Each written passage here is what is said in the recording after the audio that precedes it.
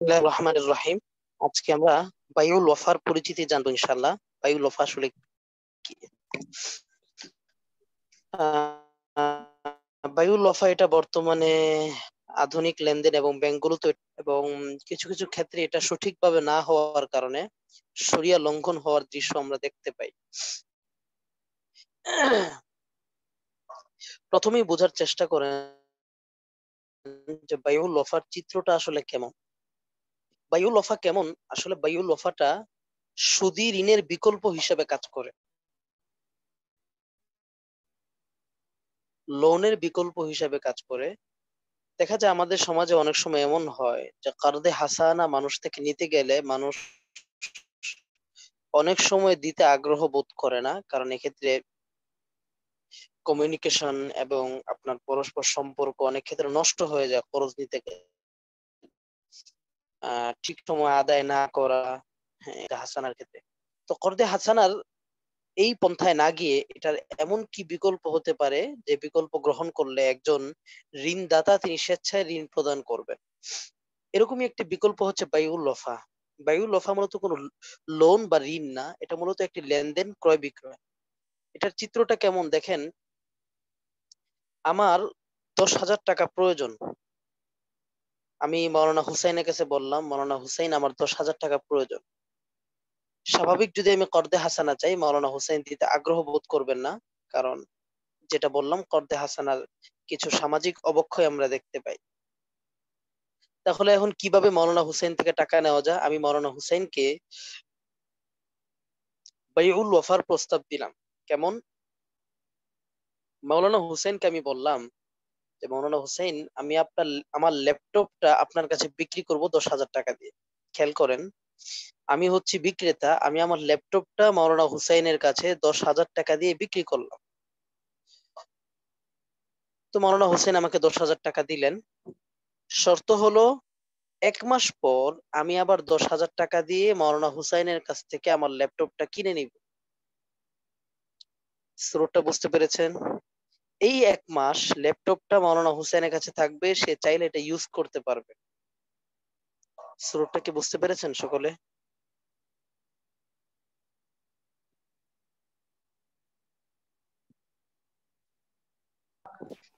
জি, বুঝতে পেরেছি। জি হ্যাঁ, জি বুঝতে পেরেছি। দেখুন, দাঁড়ানো এখানে আসলে কি পণ্যের ভায়া হয়ে তার থেকে আমি 10,000 টাকা নিলাম। এটাই হচ্ছে এখানে মূল বিষয়। এই লেনদেনটাকে মূলত ইসলামী শরিয়ার থেকে মিউট করে রাখি। মিউট করে দেন, মিউট করে দেন।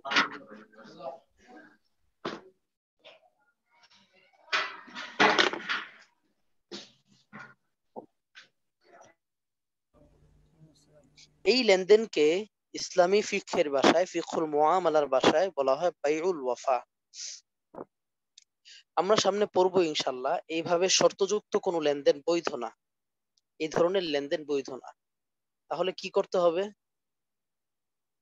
বৈধ না বলতে আপনার এভাবে শর্ত করে নেওয়া যে আমি আমার ল্যাপটপটা মাওলানা হুসাইন আপনার কাছে বিক্রি করলাম এই শর্তে যে আপনি 1 মাস পরে আমি যখন আবার 10,000 টাকা আপনাকে দিব, আপনি ল্যাপটপটা আমাকে দিয়ে দিবেন। এইভাবে শর্তযুক্ত দুটি লেনদেন একসাথে করা এটা জায়েজ নেই, সামনে আমাদের আসবে।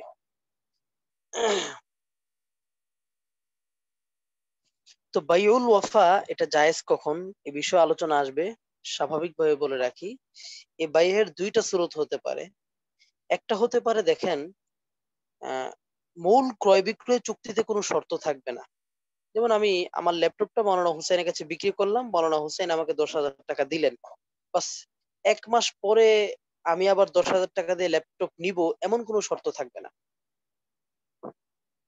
তাহলে কি হবে? 1 মাস পরে আমি ল্যাপটপটা পাবো কিভাবে? সেটার জন্য শর্ত হলো বা সেটার জন্য নিয়ম হলো, মূল লেনদেনের আগে, মূল লেনদেনের বৈঠকের আগে মাওলানা হুসাইনের সাথে একটা ওয়াদা চুক্তি করা। ওয়াদা চুক্তিটা কেমন? যে মাওলানা হুসাইন, একটু পরে আমি আপনার সাথে একটা লেনদেন করব, আপনি আমার সাথে এই ওয়াদায় আবদ্ধ হন যে আমি আপনার কাছে পণ্যটা বিক্রি করার পর যখন আমি আবার টাকাটা আপনাকে দিব, আপনি পণ্যটা আমাকে দিয়ে দিন।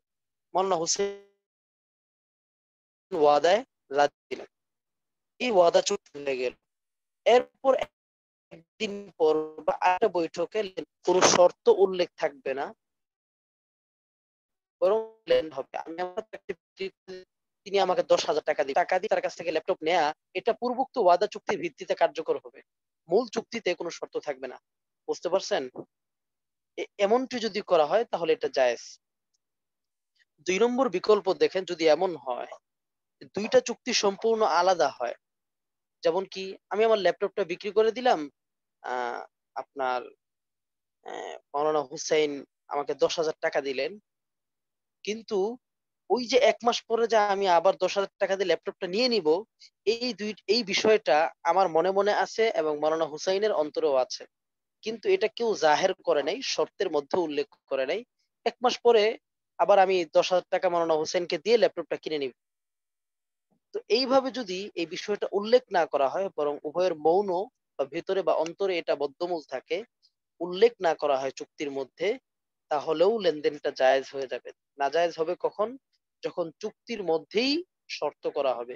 আর যদি চুক্তির মধ্যে শর্ত না করা হয়, বরং পূর্বে ওয়াদা চুক্তি হয়, অথবা দ্বিতীয় যে চুক্তিটি 1 মাস পরের, এটা যদি উভয়ের অন্তরে থাকে, তাহলে বাইউল ওয়াফাটা জায়েজ হয়ে যাবে।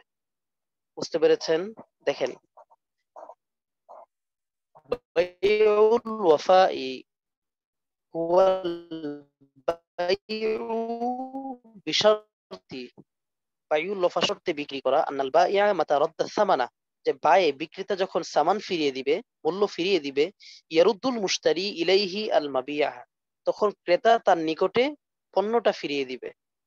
তো বিক্রেতা যখন সামান ফিরিয়ে দিবে, বিক্রেতা ছিলাম আমি ল্যাপটপ বিক্রি করেছি, আমি যখন 1 মাস পরে ল্যাপটপের মূল্যটা মাওলানা হুসাইনকে ফিরিয়ে দিব, ইয়ারুদ্দুল মুশতারি ইলাইহি আল মাবিয়া, তখন মাওলানা হুসাইন ক্রেতা তিনি আমার কাছে আমার মাবি, আমার ল্যাপটপটা ফিরিয়ে দিবেন। এই বুঝতে পেরেছেন? জি। হ্যাঁ, এখানে মূলত কোনো হুকুম বলবে না, এখানে এটার 3টা দৃষ্টিকোণ আলোচনা করবে। এ বাইনে বিস্তারিত আলোচনা আমরা সামনে পড়বো। আজকে আমি কিছু অতিরিক্ত আলোচনা করেছি, এটা মনে রাখার চেষ্টা করবেন, কখন জায়েজ কখন জায়েজ না। ওহুয়া ফি হুকমিল বাইইল জাইজি, আর এটা একটা বৈধ বায়ের হুকুমে। কখন? বিন নাজরি ইলা ইনতিফাইল মুশতারি বিহি, এটা কোনো হুকুম না, এটা একটা দৃষ্টিকোণ, যে এক দৃষ্টিকোণ থেকে জায়েজ, আরেক দৃষ্টিকোণ থেকে জায়েজ নেই, আরেক দৃষ্টিকোণ থেকে মাকরু, দৃষ্টিকোণগুলো বলতেছে। এটা এক দৃষ্টিকোণ থেকে জায়েজ, সেটা কি? বিন নাজরি ইলা ইনতিফাইল মুশতারি বিহি, যে ক্রেতার, বিহি মানে বিল মাবি, ক্রেতার পণ্য থেকে উপকৃত হওয়ার দিক থেকে। যে আমি যখন মাওলানা হুসাইনের কাছে আমার ল্যাপটপটা বিক্রি করলাম, মাওলানা হুসাইন তোমার ল্যাপটপটা ইউজ করেছে, একজন ক্রেতা যখন বিক্রেতার থেকে পণ্য নিয়ে ইউজ করেন, এরপর আবার সেই ক্রেতা পণ্যটা বিক্রেতার কাছে বিক্রি করেন, সেক্ষেত্রে শরীয়ী দৃষ্টিকোণ থেকে কোনো সমস্যা থাকে না। এটাই বলতেছে যে যেহেতু ক্রেতা ওই পণ্য থেকে উপকৃত হওয়ার দৃষ্টিকোণ থেকে এই বাইটা জায়েজের হুকুমে। ওফি হুকমিল বাইইল ফাসিদি, আর এটা বাই ফাসিদের হুকুমে, বিন নাজরি এই দৃষ্টিকোণ থেকে, ইলা কাউনি কুল্লিম মিনাত তারফাইন, এখানে আপনার দুই দিকের প্রত্যেকেই, মানে চুক্তির দুই পক্ষের প্রত্যেকেই, ক্রেতা বিক্রেতার প্রত্যেকেই মুক্তাদিরান আলাল ফাসখি, মানে চুক্তিটা রহিত করার ক্ষমতা রাখেন।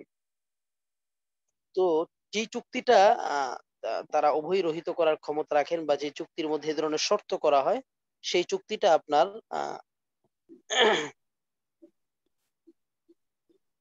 হ্যাঁ, সেই চুক্তিটা আপনার বাই ফাসেদ হয়ে যায়।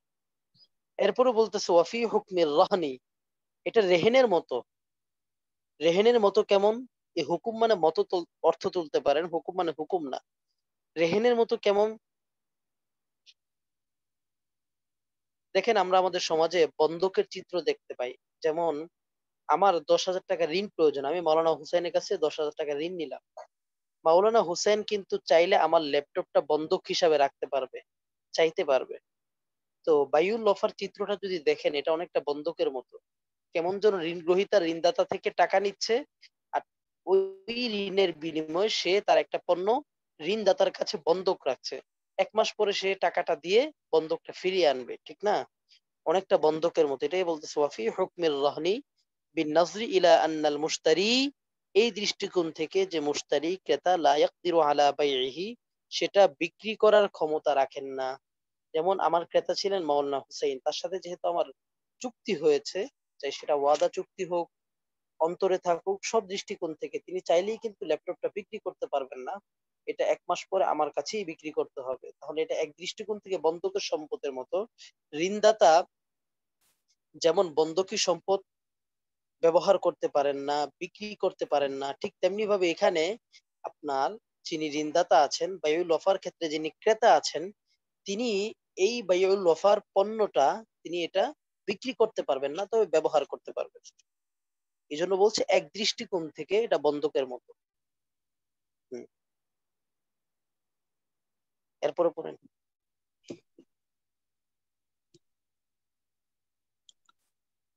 মাদ্দা 119 আল বাইউল ইস্তিগলাল হুয়া বাইউল মাল ওয়াফাআন আলা আন ইয়াস্তাজিরাহুল বাইউ।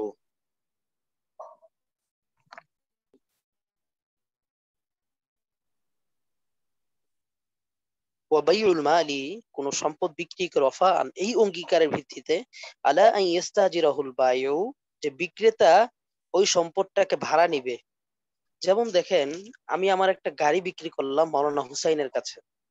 তো গাড়ি বিক্রি করার সময় শর্ত করলাম যে মাওলানা হুসাইন, আপনার কাছে আমি আমার গাড়িটা বিক্রি করছি, তবে শর্ত হলো আপনি আপনার গাড়িটা বিক্রি করার পর আমি যখন বিক্রি করে দিব, তখন তো আপনি গাড়ির মালিক হবেন, তখন গাড়িটা আপনি আমাকে ভাড়া দিতে হবে। বুঝতে পেরেছেন? এই শর্তে ভাড়া জাতীয় কোনো পণ্য এটা বিক্রি করা, যে বিক্রি করার পর ক্রেতাকে বলা যে বিক্রি করার পর তুমি যখন মালিক হয়ে যাবে তখন সেটা তুমি আমাকে ভাড়ায় দিবে, এই শর্ত দেওয়া এটা জায়েজ নেই। এটাকে বাইউল ইস্তিগলাল বলে। বুঝতে পেরেছেন সকলে? জি। হুম। আহ ঠিক আছে, আজকে এতটুকুই থাকুক। আমার ঠান্ডার সমস্যা, একটু কথা বলতে কষ্ট হয়, হঠাৎ করে জি। ঠান্ডা কাশি। সবার কাছে দোয়া চাই। সালাম। জি।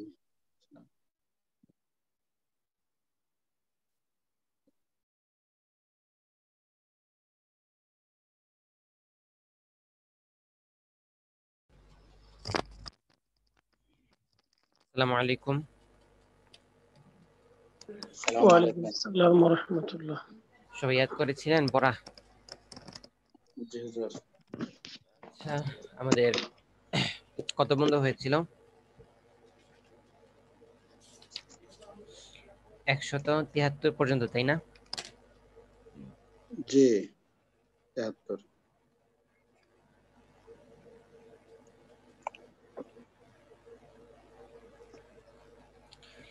172 নং কায়দাটা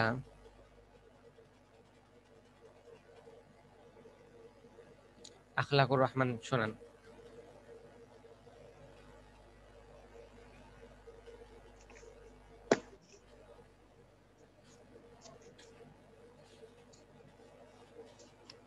নাই আখলাক।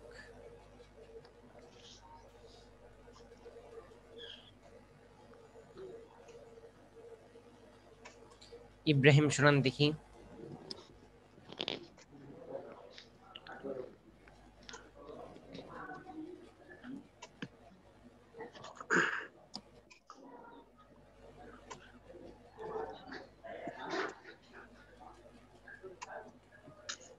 কেউ দেখে পড়ে নাই।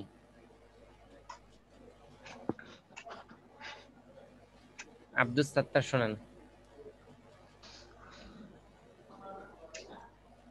বিসমিল্লাহির রহমানির রহিম।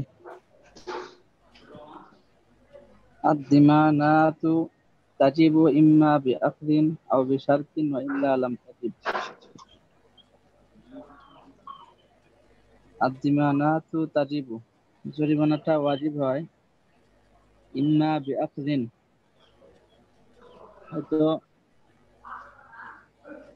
নেয়ার দ্বারা বা ছিনতাই করার দ্বারা, আও বিশারতিন, অথবা কোনো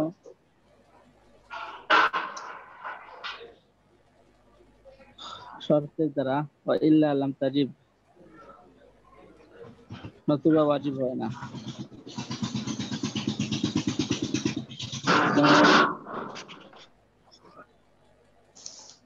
কোন ব্যক্তি যদি কারো মাল আত্মসাৎ করে অথবা কোনো ক্ষেত্রে এক চুক্তি করলো এবং পরবর্তীতে সে চুক্তি যদি ভঙ্গ করে ফেলে, এক্ষেত্রে তার উপরে জরিমানা ওয়াজিব, নতুবা ওয়াজিব হবে না।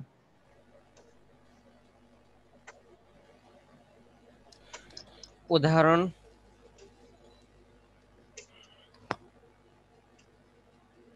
মেথাল বলা হয়েছিল না? জি। কেউ তো ভালো মতো পড়ে না, তো এদের উপর জরিমানা তো ওয়াজিব করা দরকার, কারণ পড়া ইয়াদ করা শর্ত ছিল, তো শর্ত ভঙ্গের জন্য জরিমানা করা দরকার। আচ্ছা, পরবর্তী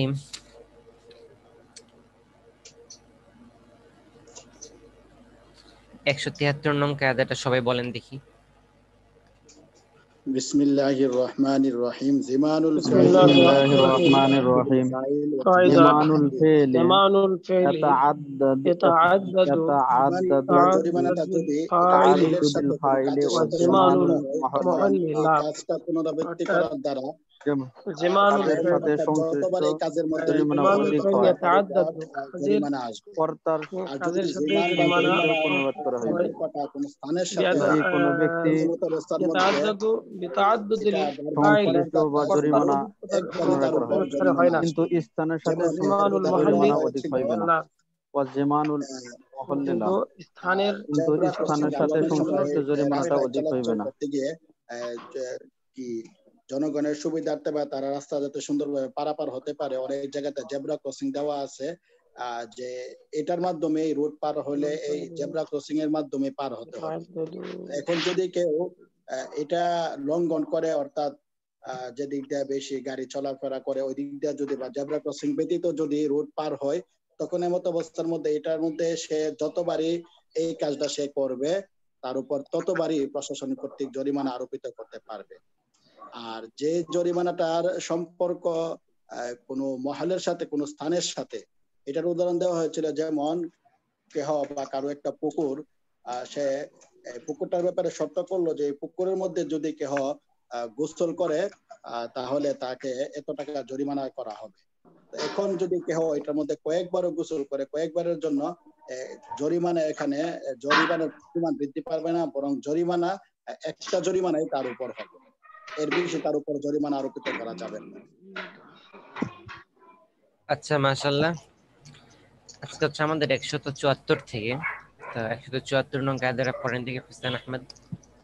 বিসমিল্লাহির রহমানির রহিম। কায়দা নং 174। আয-যাহিরু ইয়াদফাউল ইস্তিহকাক ওয়া লা ইউজিবুল ইস্তিহকাক। আচ্ছা, বিসমিল্লাহির রহমানির রহিম। কায়দা নাম্বার 174, আয-যাহিরু ইয়াদফাউল ইস্তিহকাক ওয়া লা ইউজিবুল ইস্তিহকাক। তো আয-যাহির যেটা, অর্থাৎ এর আগে আমরা পড়েছি যে বাহ্যিক অবস্থা, প্রত্যেক জিনিসের একটা বাহ্যিক অবস্থা থাকে, আর আরেকটা থাকে হচ্ছে ভিতরগত অবস্থা। তো বাহ্যিক অবস্থা আর হচ্ছে ভিতরগত অবস্থা। তো আয-যাহির মানে একটা মানুষকে বাহ্যিক ভাবে দেখলে যেভাবে দেখা যায়, আয-যাহির বাহ্যিক অবস্থাটা ইয়াদফাউল ইস্তিহকাক। ইস্তিহকাক বলা হয় হক সাব্যস্ত করা, ঠিক আছে, হককে সাব্যস্ত করা বা মালিকানা সাব্যস্ত করা, হক সাব্যস্ত করা, এগুলোকে এটাকে বলে ইস্তিহকাক। তো ইয়াদফাউল ইস্তিহকাক মালিকানা সাব্যস্ত হওয়াকে প্রতিহত করে, ইয়াদফাউ প্রতিহত করে। আয-যাহির বাহ্যিক অবস্থাটা ইয়াদফাউ প্রতিহত করে আল ইস্তিহকাক হক সাব্যস্ত হওয়াকে বা মালিকানা সাব্যস্ত হওয়াকে। তো মালিকানা সাব্যস্ত হওয়াকে বাহ্যিক অবস্থাটা প্রতিহত করে। ওয়ালা ইউজিবুল ইস্তিহকাক, এবং মালিকানাকে প্রতিষ্ঠিত করে না, ঠিক আছে। ওয়ালা ইউজিবু আবশ্যক করে না, ওয়াজিব করে না বা প্রতিষ্ঠিত করে না ইস্তিহকাক মালিকানাকে। তো বাহ্যিক অবস্থা এটা হচ্ছে হককে প্রতিহত করে, মানে মালিকানাকে প্রতিহত করে, মালিকানা সাব্যস্ত করে না। এর দ্বারা আমরা কি বুঝলাম? এর দ্বারা আমরা যেটা বুঝি যে একজন মানুষ, সে তো কোনো কিছু মালিক হয়ে দুনিয়াতে আসে না। তো স্বাভাবিকভাবে যে কোনো বস্তু, হ্যাঁ, যদি কেউ মালিক হয়েও থাকে, কিন্তু স্বাভাবিকভাবে তার বাহ্যিক অবস্থার এই কথাই বলে যে সে এই জিনিসটা মালিক না। মনে করেন আমি উদাহরণস্বরূপ আমি একটা গাড়ির পাশে দাঁড়িয়ে আছি, এখন আমি তো দুনিয়াতে কোনো গাড়ির মালিক হয়ে আসি নাই, তাহলে আমি এই গাড়ির পাশে দাঁড়িয়ে আছি, এই জিনিসটা, এই জহেরটা, যেহেতু আমি, যদিও আমি দাঁড়িয়ে আছি গাড়ির পাশে, কিন্তু এই দাঁড়িয়ে থাকাটা এই কথার প্রমাণ বহন করে না যে আমি গাড়িটার মালিক। ঠিক আছে, কারণ এটাই বলতেছে যে বাহ্যিক অবস্থা মানুষের জাহেরটা কখনোই মালিকানা সাব্যস্ত করে না। আমি একটা মোবাইল চালাচ্ছি, এই মোবাইল চালানোটা, মোবাইলটা যে আমার, এই কথার মালিকানা সাব্যস্ত করে না, মোবাইলটার উপর আমার মালিকানা সাব্যস্ত করে না। আমি কোনো দোকানে বসে আছি, দোকানটা যে আমার, এই কথার মালিকানা সাব্যস্ত করে না। অর্থাৎ জাহের বা বাহ্যিক অবস্থা কোনো কিছুর মালিকানাকে সাব্যস্ত করে না, বরং মালিকানাকে প্রতিহত করে। মালিকানা সাব্যস্ত করে কে? মালিকানা সাব্যস্ত করে হচ্ছে দলিল আদিল্লা। অর্থাৎ আমি এই বাড়িটার মালিক, আমি এই গাড়িটার মালিক, আমি এই মোবাইলের মালিক, এই মালিক যদি আমাকে বুঝাইতে হয় তাহলে আমাকে দলিল পেশ করতে হবে। এই গাড়িতে বসে থাকলে বা এই মোবাইল চালালে বা এই দোকানে বসে থাকলে এর মালিক আমি সাব্যস্ত হব না, কারণ জাহিরি ভাবে কেউ কোনো জিনিসের মালিক, মানে জাহের জিনিসটা, বাহ্যিক অবস্থাটা কারো মালিকানা সাব্যস্ত করে না, বরং মালিকানাকে আরো দূর করে। তো এটাই এখানে বললো যে আয-যাহিরু ইয়াদফাউল ইস্তিহকাক, বাহ্যিক অবস্থা কারো মালিকানাকে সাব্যস্ত করে না, বরং মালিকানাকে দূর করে দেয় বা মালিকানাকে দূর করে। আচ্ছা, এরপর 175 নং কায়দা আব্দুস সাত্তার পড়েন দেখি।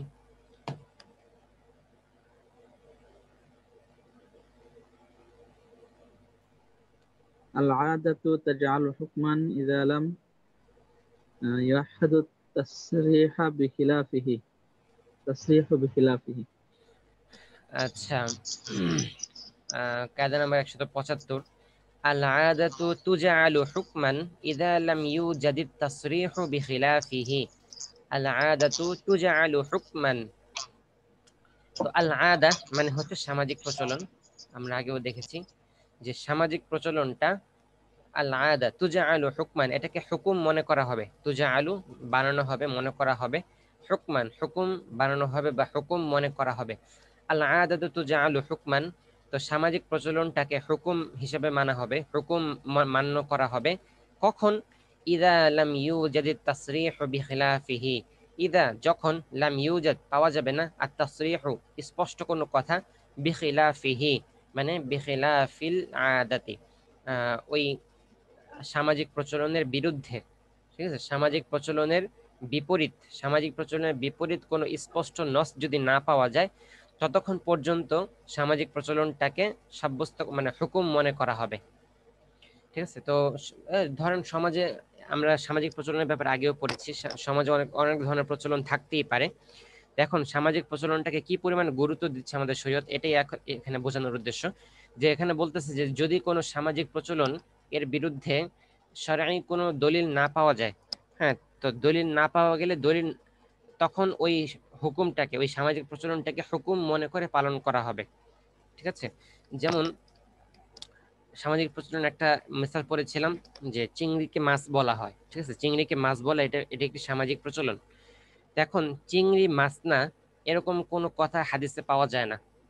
হ্যাঁ, মানে চিংড়ি মাছ হওয়া এটা হচ্ছে সামাজিক প্রচলন, কিন্তু চিংড়িকে মাছ থেকে খারিজ করে দিচ্ছে এরকম কোনো নস, স্পষ্ট কোনো নস কোরআন বা হাদিসে পাওয়া যায় না। তো যেহেতু চিংড়িকে পোকা সাব্যস্ত করা বা চিংড়িকে মাছ, চিংড়ি মাছ না, এরকম কোনো কথা, এরকম কোনো স্পষ্ট নস কোরআন হাদিসে পাওয়া যাচ্ছে না। তো সুতরাং কেউ, আমরা যেহেতু চিংড়িটাকে মাছ হিসেবে সাব্যস্ত করে নিছি, অতএব এটাকে হুকুম মনে করা হবে। ঠিক আছে, এটাকে বাতিল করা যাবে না, বরং এটাকে শরীয়ী হুকুম, মানে এটাকে বলা হবে যে শরীয়তেই চিংড়িকে মাছ বলে আখ্যায়িত করেছে, এরকম বলা যাবে, এটাই বলতেছেন। যদি এরকম হয় যে কোনো নস, কোনো সামাজিক প্রচলন সেটার বিরুদ্ধে কোনো নস পাওয়া গেল, তাহলে আবার সেটা বৈধ না। যেমন মনে করেন ইসে কোনো একটা সমাজের প্রচলন আছে যে সপ্তাহে একদিন তারা সমস্ত বাড়িঘর থেকে চাঁদা তোলে। এটা মনে করেন কোনো সমাজের প্রচলন হয়ে গেছে। এখন এরকম এই যে বিনা কারণে মানুষের কাছ থেকে চাঁদা তোলা, এই চাঁদা তোলার বিরুদ্ধে নস পাওয়া যায়, মানুষের কাছ থেকে এরকম কষ্ট দিয়ে তার কাছ থেকে জোরপূর্বক চাঁদা আদায় করা, এই বিরুদ্ধে নস পাওয়া যায়। তো যদিও চাঁদা আদায় করা একটা সমাজের একটা একটা প্রচলন ছিল, কিন্তু এর বিরুদ্ধে নস পাওয়া যাওয়ার কারণে এই সামাজিক প্রচলনটাকে হুকুম মনে করা হবে না, বরং বাতিল করা হবে। ঠিক আছে, এটাই বললো যে আল আদাতু তুজআলু হুকমান, সামাজিক প্রচলনটাকে হুকুম মনে করা হবে ইদা লাম ইউজাদিদ তাসরিহু বিখিলাফিহি, যতক্ষণ না ওই সামাজিক প্রচলনের বিরুদ্ধে স্পষ্ট কোনো কথা না পাওয়া যায়। আচ্ছা, 176 নং কায়দাটা খুবই ছোট। আল আদাতু মুহকিমাতুন, যে সামাজিক প্রচলন, আদা সামাজিক প্রচলন, মুহকিমাতুন এটাই হচ্ছে সিদ্ধান্তকারী, সামাজিক প্রচলনটাই হচ্ছে সিদ্ধান্তকারী। তো এখানেও সামাজিক প্রচলনটাকে গুরুত্ব দিয়ে বোঝানো হয়েছে, অর্থাৎ সামাজিক প্রচলনটা যদি এমন হয় কোথাও কোনো মাসআলার সমস্যা দেখা দিয়েছে এবং সামাজিক একটা প্রচলন সেখানে পাওয়া যায়, তো সেক্ষেত্রে সামাজিক প্রচলনটাকেই সিদ্ধান্ত গ্রহণ করা হবে। ঠিক আছে, মানে ওটার উপরই রায় দেওয়া হবে, এরকম আর কি। অর্থাৎ আমরা বলতে পারি আল আদাতু মুহকিমাতুনের উদ্দেশ্য হচ্ছে শরীয়তের বিধান প্রতিষ্ঠার ক্ষেত্রে সামাজিক প্রচলনটাকে প্রমাণ হিসেবে গ্রহণ করা যাবে। ঠিক আছে, আল আদাতু মুহকিমাতুন উদ্দেশ্য কি? উদ্দেশ্য হচ্ছে শরীয়তের যে কোনো বিধান প্রতিষ্ঠার ক্ষেত্রে সামাজিক প্রচলনটাকে প্রমাণ হিসেবে গ্রহণ করা যাবে। শরীয়তের কোনো বিধান প্রতিষ্ঠার ক্ষেত্রে সামাজিক প্রচলনটাকে প্রমাণ হিসেবে গ্রহণ করা যাবে। ঠিক আছে, যেমন উদাহরণ কি, মনে করেন কোন একটা সমাজের প্রচলন আছে যে যেহেতু এখন দারুল ইসলাম না, মানে ইসলামী হুকুমত কায়েম নেই, তাই জন্য কেউ চুরি করলে তার হাত কাটা যায় না, কারণ ইসলামী হুকুমত, হাত কাটার বিধান হচ্ছে ইসলামী হুকুমতের জন্য। ইসলামী হুকুমত নাই এমন কোনো জায়গার জন্য হাত কাটার বিধান নাই। এখন মনে করেন কোনো সমাজের মধ্যে সেটা ইসলামী না, ইসলামী হুকুম নাই ওখানে, কিন্তু সামাজিক একটা প্রচলন হয়ে গেছে কি কোনো ব্যক্তি চুরি করলে তাকে মাথা ন্যাড়া করে পুরো শহর ঘুরিয়ে সবার সাথে পরিচিত করানো হয়। এটা মনে করেন কোন সমাজে এটা হয়ে গেছে, মানে এটা প্রচলন হয়ে গেছে। এখন এখন আমরা দেখতে পাই যে এটার বিরুদ্ধে কোনো নস পাওয়া যায় না, অর্থাৎ মানুষ চোরের মাথা ন্যাড়া করা যাবে না বা চোরকে ঘোরানো যাবে না, এলাকায় ঘোরানো যাবে না, এরকম কোনো কিছু আমরা পাই না। তো যেহেতু চোরের ব্যাপারে এরকম কোনো নস পাওয়া যায় না, আর চোরকে এরকম ঘোরানোটা একটা আদত, একটি সামাজিক প্রচলন হয়ে গেছে, তো অতএব এইটাকে এই সামাজিক প্রচলনটাকে শরীয়তের হুকুম মনে করে করা হবে। অর্থাৎ যদি কোনো চোর চুরি করে তাহলে শাস্তি স্বরূপ তাকে এরকম মাথা ন্যাড়া করে পুরা শহর ঘুরাইতে হবে। ঠিক আছে, তো এটাই বলতেছে যে সামাজিক প্রচলন যেটা, এটাকে শরীয়তের হুকুম হিসেবে মানা যায়। ঠিক আছে, মানে শরীয়তের হুকুম মনে করে এটার উপর আমল করা যায়, বা শরীয়তের হুকুমের ক্ষেত্রে এটাকে প্রমাণ হিসেবে উপস্থাপন করা যায়। ঠিক আছে, এই হলো আর কি মেথাল। আরেকটা মেথাল আমরা দেখতে পারি, মনে করেন শুক্রবারের লেনদেন করা। তো কোন একটা সমাজে মনে করেন প্রচলন হয়ে গেছে যে তারা যত কিছু কেনাকাটা করুক টাকা পয়সা শুক্রবারেই দেয়, অর্থাৎ সব রকম লেনদেন তারা শুক্রবারেই করে। এখন শুক্রবারে লেনদেন করা যাবে না এরকম কোনো নস আমরা কোরআন হাদিসে পাই না। হ্যাঁ, শুধুমাত্র জুমার সময় লেনদেন করা যায় না এরকম নস আছে, কিন্তু জুমার পর সারা দিন লেনদেনের কোনো সমস্যা নাই। তো এই জন্য যেহেতু শুক্রবারে লেনদেন করা যাবে না এরকম কোনো নস আমরা পাই না, অতএব কোনো সমাজে যদি শুক্রবারে লেনদেন করাটা আদত হয়ে যায়, সামাজিক প্রচলন হয়ে যায়, তাহলে সেটা পালন করা আবশ্যক হয়ে যাবে, মানে সেটাকে তখন শরীয়তের হুকুম মনে করে পালন করা হবে। ঠিক আছে, এটাই আর কি। তো এটাই বললো যে আল আদাতু মুহকিমাতুন, যে সামাজিক প্রচলনটাই হচ্ছে একটি সিদ্ধান্তকারী বিষয়, এর উপর সিদ্ধান্ত দেওয়া হবে। আচ্ছা, এরপরে 177 নং কায়দা, আল আদাতু মু'তাবারাতুন ফি তাকয়ীদ, আল আদাতু মু'তাবারাতুন ফি তাকয়ীদ মুতলাকিল কালাম, আল আদাতু মু'তাবারাতুন ফি তাকয়ীদ মুতলাকিল কালাম। আচ্ছা, আদত মানে তো আমরা জানি সামাজিক প্রচলন, মু'তাবারাতুন গ্রহণযোগ্য। ঠিক আছে, ইআতাবার করা হবে, গ্রহণ করা হবে। তো আদত যেটা সামাজিক প্রচলনটা মু'তাবারাতুন এটা গ্রহণযোগ্য কোন ক্ষেত্রে? ফি তাকয়ীদ মুতলাকিল কালাম, মুতলাক বলা হয় এমন জিনিস যার কোনো শর্ত নাই। ঠিক আছে, মুতলাক মানে শর্তহীন, কালাম মানে হচ্ছে কথা। তো মুতলাকিল কালাম মানে শর্তহীন কথা, শর্তহীন কথা, মুতলাকিল কালাম শর্তহীন কথা। আর তাকয়ীদুন মানে হচ্ছে কয়েদ লাগানো, হ্যাঁ, কোন একটা কথাকে শর্তযুক্ত করা। তাহলে তাকয়ীদুন মানে হচ্ছে কথাকে শর্তযুক্ত করা, তাকয়ীদুল কালাম মানে হচ্ছে কথাকে শর্তযুক্ত করা, আর মুতলাকিল কালাম মানে হচ্ছে শর্তহীন কথা। তাহলে তাকয়ীদ মানে কি? শর্তযুক্ত করা। তো ফি তাকয়ীদ মুতলাকিল কালাম, মুতলাকিল কালাম শর্তহীন কোনো কথাকে তাকয়ীদ শর্তযুক্ত করা, ফি ক্ষেত্রে। তো ফি তাকয়ীদ মুতলাকিল কালাম শর্তহীন কোনো কথাকে শর্তযুক্ত করার ক্ষেত্রে আল আদাতু মু'তাবারাতুন সামাজিক প্রচলনটা গ্রহণযোগ্য। ঠিক আছে, আল আদাতু মু'তাবারাতুন ফি তাকয়িদ মুতলাকিল কালাম, শর্তহীন কোনো কথাকে শর্তযুক্ত করে ফেলার ক্ষেত্রে সামাজিক প্রচলনটা গ্রহণযোগ্য। ঠিক আছে, এটা হলো অর্থ। উদ্দেশ্য কি? উদ্দেশ্য হচ্ছে যে কোন একটা কথা, এটা মনে করেন কোন সমাজের মধ্যে কোন একটা কথা কেউ আমভাবে বলল, তো তার ওই আম কথাটাকে খাস করে ফেলা, ঠিক আছে, তার ওই শর্তহীন কথাটাকে শর্তযুক্ত করে ফেলা, যদি সামাজিক এরকম কোনো প্রচলন থাকে তাহলে সেটা বৈধ হয়ে যায়, মানে ওটা ওই তার এই মুতলাক কথাটা তখন মুকাইয়াদ হয়ে যায়। ঠিক আছে, তার শর্তহীন কথাটা তখন শর্তযুক্ত হয়ে যায়।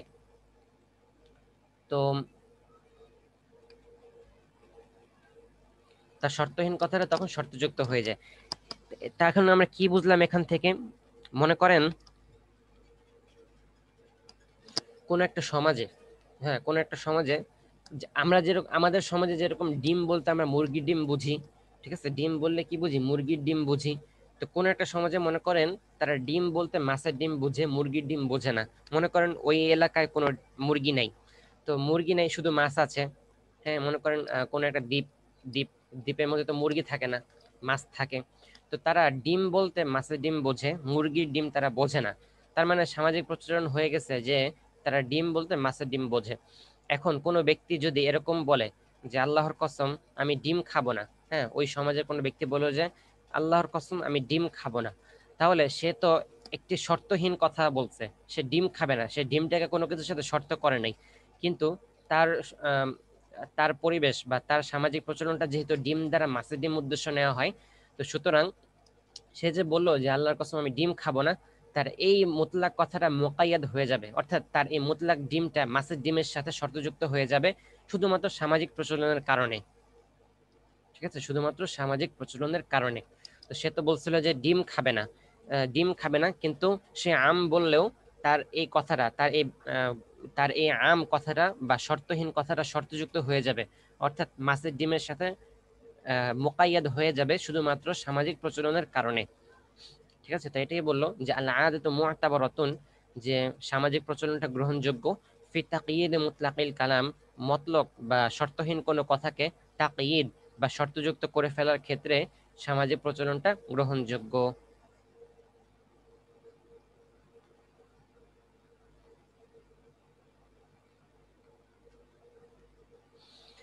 আচ্ছা, তাহলে এই গেল 177। 178 নং কায়দার 78 নং কায়দার আমরা দেখে ফেলি।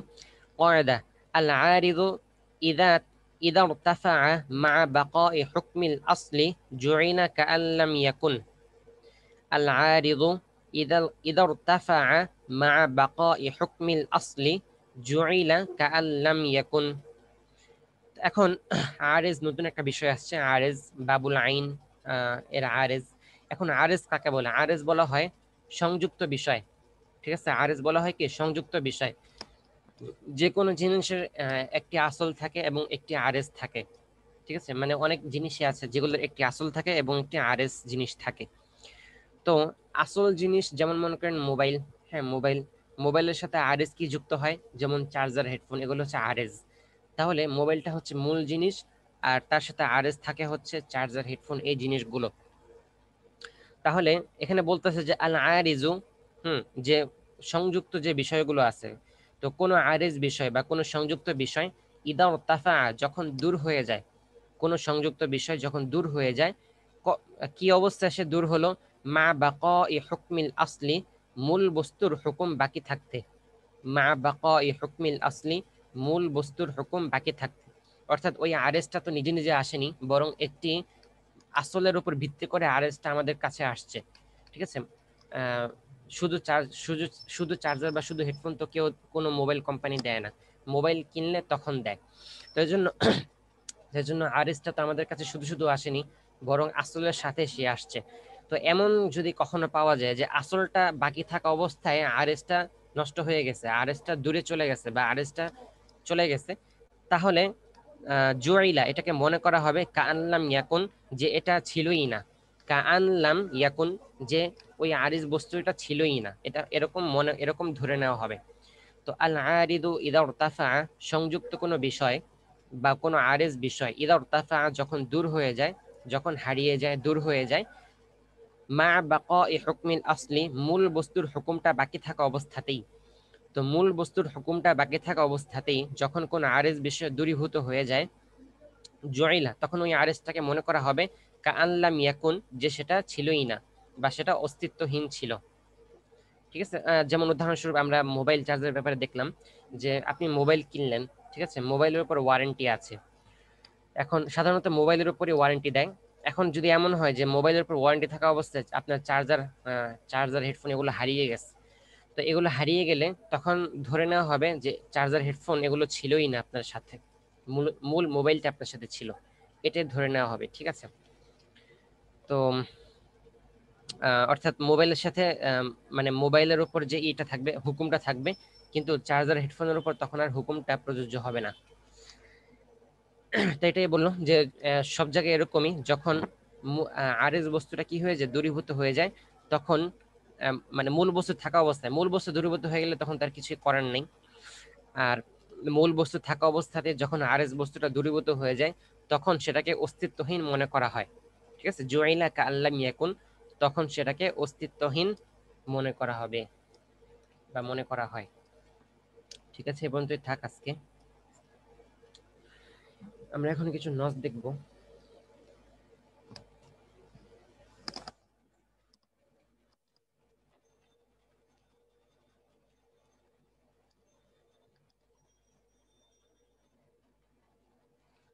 আমরা গত ক্লাসে দেখেছিলাম শবে বরাতের ফজিলত সম্পর্কে, তাই না? এবং আমরা জিলহজের প্রথম 10 দিনের ফজিলত আমরা দেখলাম। জিলহজের প্রথম 10 দিন অনেক ফজিলতপূর্ণ দিন, আল্লাহ তাআলা কসম করেছেন এই দিনগুলার। আচ্ছা, ইতিকাফ সম্পর্কে আয়াত কি আমরা দেখেছি?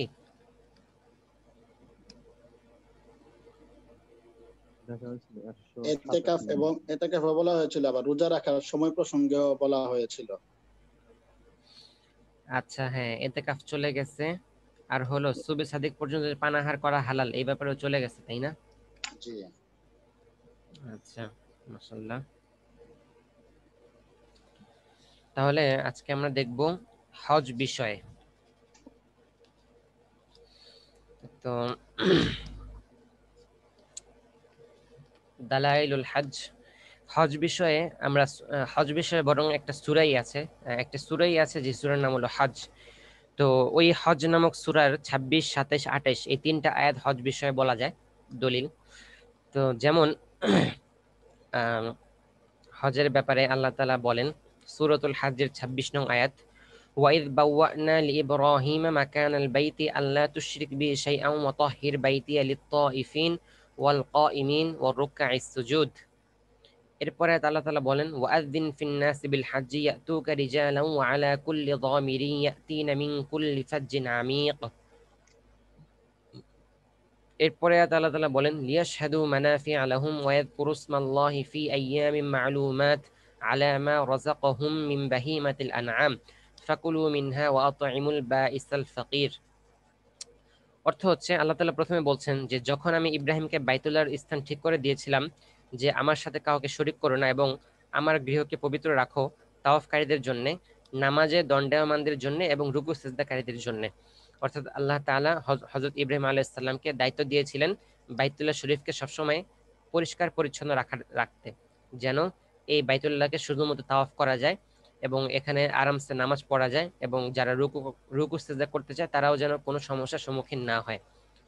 তার মানে তিনি ওই যে তাওয়াফ, এখানে তাওয়াফের ব্যাপার আসছে, আর অনেকগুলো বিষয় আসছে যেগুলো হজের মধ্যে পাওয়া যায়। এরপরে আল্লাহ তাআলা বলেন সূরার হজের কয় নম্বর আয়াত ছিল? 26 নং। পরে আল্লাহ তাআলা বলেন আদ্দিন ফিন নাসি বিল হজ, যে এবং আপনি মানুষের মাঝে হজের ঘোষণা প্রচার করুন, তারা আপনার কাছে ইয়াতুকা রিজালা, তারা আপনার কাছে পায়ে হেঁটে আসবে, ওয়া আলা কুল্লি যামিরি ইয়াতিনা মিন কুল্লি ফাজিন আমিক, এবং সর্বপ্রকার কৃষকায় উটের পিঠে সওয়ার হয়ে তারা দূর দূরান্ত থেকে আসবে।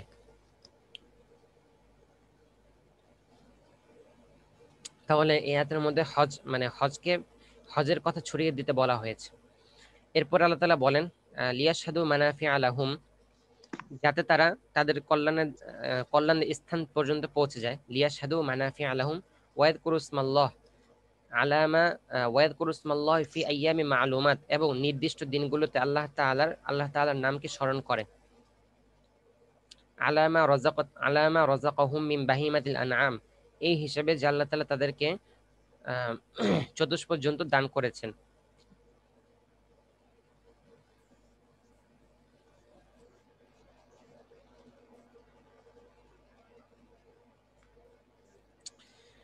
এরপরে আল্লাহ তাআলা বলেন ফাকুলু মিনহা ওয়া আত'ইমুল বাঈসাল ফাকির, তোমরা তা থেকে আহার করো এবং অভাবগ্রস্তদেরকে এখান থেকে খাওয়াও। আত'ইমু, খাওয়াও।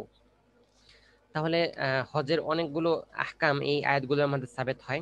প্রথমে হচ্ছে তাওয়াফের ব্যাপারে বলা হলো, তারপরে হজের কথা প্রচার করতে বলা হলো, এরপরে মিনায় জবাই করা, কোরবানির ব্যাপারটা এখানে আসছে। ঠিক আছে, কোরবানির ব্যাপারটাও এখানে ওয়াযকুরু ইসমাল্লাহি ফি আইয়ামি মা'লুমাত আলা মা রাযাকাহুম মিন বাহিমাতিল আনআম, তো এই আয়াতের মাধ্যমে কোরবানির দিকে ইঙ্গিত করা হয়েছে।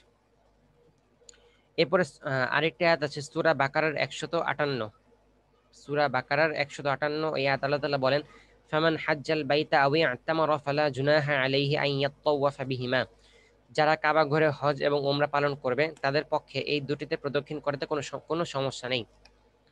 ঠিক আছে, যারা হজ এবং ওমরা করবে তারা এই দুটি প্রদক্ষিণ করবে বা তাওয়াফ করবে। বুখারী শরীফের 26 নং হাদিস, বুখারী শরীফের 26 নং হাদিসটি হচ্ছে আন আবি হুরায়রা আন্না রাসূলুল্লাহ সাল্লাল্লাহু আলাইহি ওয়াসাল্লাম সুইলা আইয়ুল আমালি আফদালু ফাকালা ঈমানুন বিল্লাহি ওয়া রাসূলিহি কিলা সুম্মা মাযা ক্বালা আল জিহাদ ফি সাবিলিল্লাহ কিলা সুম্মা মাযা ক্বালা হাজ্জুন মাবরুরুন। হযরত আবু হুরায়রা থেকে বর্ণিত, তিনি বলেন রাসূল সাল্লাল্লাহু আলাইহি ওয়াসাল্লামকে জিজ্ঞেস করা হলো সর্বোত্তম আমল কোনটি, তিনি বললেন আল্লাহ এবং রাসূলের প্রতি ঈমান আনা হচ্ছে সর্বোত্তম আমল। জিজ্ঞেস করা হলো এরপর কোনটি, তিনি বললেন আল্লাহর পথে যুদ্ধ করা, জিহাদ করা। জিজ্ঞেস করা হলো এরপর কোনটি, তিনি বললেন মকবুল হজ, আল হাজ্জুল মাবরুর। ঠিক আছে, মকবুল হজ এমন হজ যেটা আল্লাহ তাআলা কবুল করেন। হজ তো সবাই করে, কিন্তু কয়জনের হজ আল্লাহ তাআলা কবুল করেন? বেশিরভাগ মানুষ হজের দোয়াই পারে না। আচ্ছা, এরপর বুখারী শরীফের 2875 নং হাদিসটা আমরা দেখি। عن عائشة أم المؤمنين رضي الله عنها قالت استأذنت النبي صلى الله عليه وسلم في الجهاد فقال جهادكن الحج। হযরত আয়েশা থেকে বর্ণিত, তিনি বলেন একদা নবী করিম সাল্লাল্লাহু আলাইহি সাল্লামের নিকট আমি জিহাদে যাওয়ার অনুমতি চাইলাম, তখন তিনি বললেন মহিলাদের জন্য হজটাই হচ্ছে জিহাদ। ঠিক আছে, মহিলাদের জন্য হজ যেটা, এটাই হচ্ছে মহিলাদের জন্য জিহাদ। এরপর আবু দাউদ শরীফের 1732, আবু দাউদ শরীফ 1732 হাদিসটি হচ্ছে আন ইবনে আব্বাস قال قال رسول الله صلى الله عليه وسلم من أراد الحج فليتعجل। হজের হাদিসগুলো সুন্দর, আমরা মুখস্থ করব। মান আরাদাল হাজ্জা ফালইয়াতাআজ্জাল, হযরত ইবনে আব্বাস থেকে বর্ণিত, রাসূল সাল্লাল্লাহু আলাইহি ওয়াসাল্লাম বলেছেন যে ব্যক্তি হজ করার ইচ্ছা করে সে যেন তাড়াতাড়ি করে। আচ্ছা, এখন যদি হজের দলিল চাওয়া হয় তাহলে আপনারা কোনটা দিবেন? ফরজিয়াতুল হজ যেটা, ঠিক আছে। তো হজ ফরজ হওয়ার দলিল হচ্ছে সূরা আলে ইমরান 97 নং আয়াত, সূরাত আলে ইমরান আয়াত নং 97। আয়াতটি হচ্ছে ওয়ালিল্লাহি আলান নাসি হিজ্জুল বাইতি মান ইসতাতাআ ইলাইহি সাবিলা ওয়া মান কাফারা ফাইন্নাল্লাহা গনিয়্যুন আনিল আলামিন। এই আয়াত আল্লাহ তাআলা বলেন লিল্লাহি আলান নাস হিজ্জুল বাইত, অর্থাৎ মানুষের জন্য, হ্যাঁ, আল্লাহ তাআলার প্রাপ্য কি? তো লিল্লাহি আলান নাস হিজ্জুল বাইতি মান ইসতাতাআ ইলাইহি সাবিলা, তো আল্লাহ এই ঘরের হজ করা, আল্লাহর মানে বাইতুল্লাহ হজ করাটা হচ্ছে মানুষের উপর আল্লাহ তাআলার প্রাপ্য। বাইতুল্লাহ হজ করাটা হচ্ছে মানুষের উপর আল্লাহ তাআলার প্রাপ্য।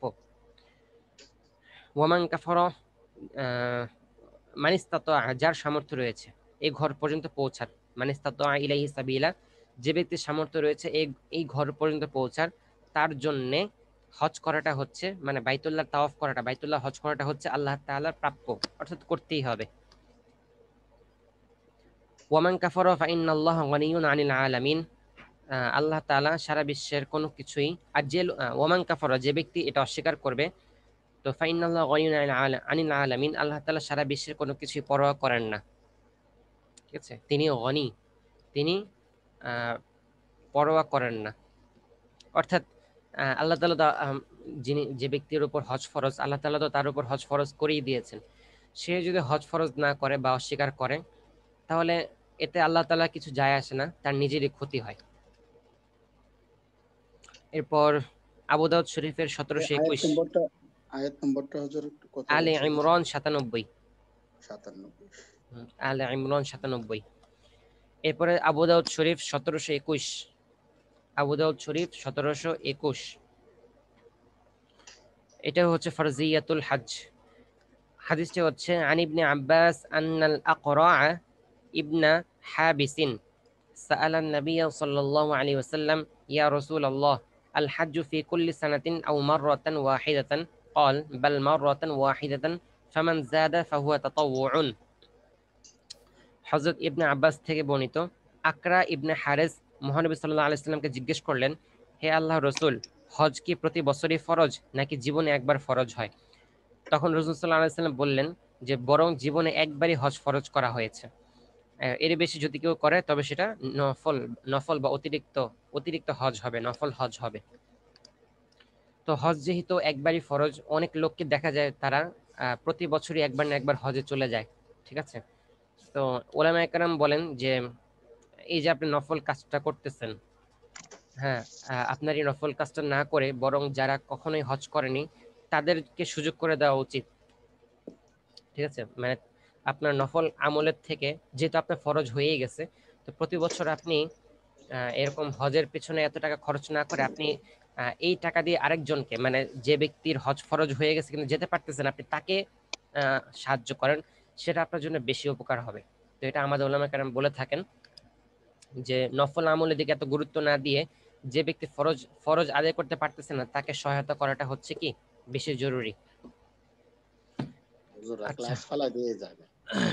জি, মাদ্রাসার অনেক হুজুররা আপনার ক্লাস এগুলো অফ করে হজে চলে যায় প্রত্যেক বছর, বা হজের ব্যবসার সাথে বিভিন্ন ভাবে জড়িত। হ্যাঁ, এটা তো তারা নফল আমল করতে গিয়ে ছাত্রদের হক নষ্ট করতেছে। এখন এদেরকে আসলে হুজুরদেরকে কে বোঝাবে? যাই হোক, আমরা দোয়া করি যেন হুজুররা এটা বোঝে। তার এই নফল আমলের থেকে আরো অনেক ফরজ আমল রয়ে গেছে যেগুলো তার জন্য আবশ্যক ছিল, এটা তার জন্য আবশ্যক না, তারপরও প্রত্যেক বছর টাকা নষ্ট করতেছে। আসসালামু আলাইকুম হুজুর, আমার একটা প্রশ্ন। গত সবকের বাংলাটা ইয়াতে দেওয়া হয়েছিল না, এর আগেরটা দেওয়া হয়েছিল কিন্তু ডাউনলোড হয় না। ও, সবক কি দেওয়া হয় নাই? না, ওই যে গত বৃহস্পতিবারে যে বাংলা ইয়াটা পড়ানো হয়েছিল, এটা গ্রুপের মধ্যে তো এটার ইয়াটা পিডিএফ দেওয়া হয়, কিন্তু ও আচ্ছা আচ্ছা, আমি বাইরে ছিলাম, খেয়াল ছিল না, আজকে দিয়ে দিব না। বুধবারটাও আসলে 65-66 এগুলো পাচ্ছিলাম না স্যার, 64 পরে দেখি কোন কোন ক্লাস, আচ্ছা, কোন কোন ক্লাসটা গ্রুপে নাই এটা আমাকে ইনবক্স করে দিন, আমি আজকে আপলোড করে দিব না। দুইটা ক্লাস দেওয়া হয়নি, আমাকে ইনবক্সে লিখে দিন তাহলে মনে থাকবে। আচ্ছা, 1 ইয়াহইয়া, 2 লাব্বাইক, 3, ও আচ্ছা আজকে তো 24 না, ইয়াহইয়া লাব্বাইক। আচ্ছা 3 সাদিক, 4 লাব্বাইক 5 লাব্বাইক 6 লাব্বাইক 7 লাব্বাইক লাব্বাইক 8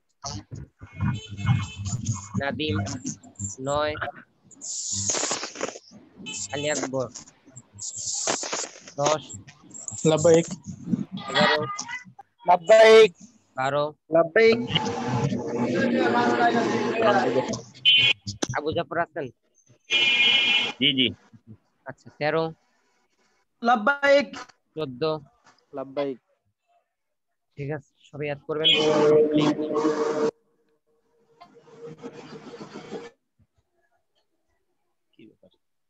বৃহস্পতিবারে হাজিরা হয়নি?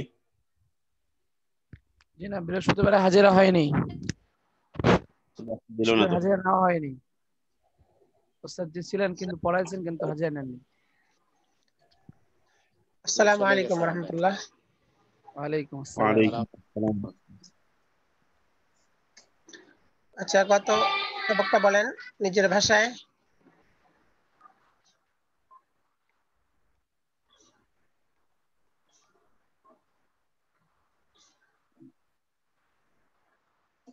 বিসমিল্লাহির রহমানির রহিম। আলোচনা চলতেছিল নিয়ত প্রসঙ্গে।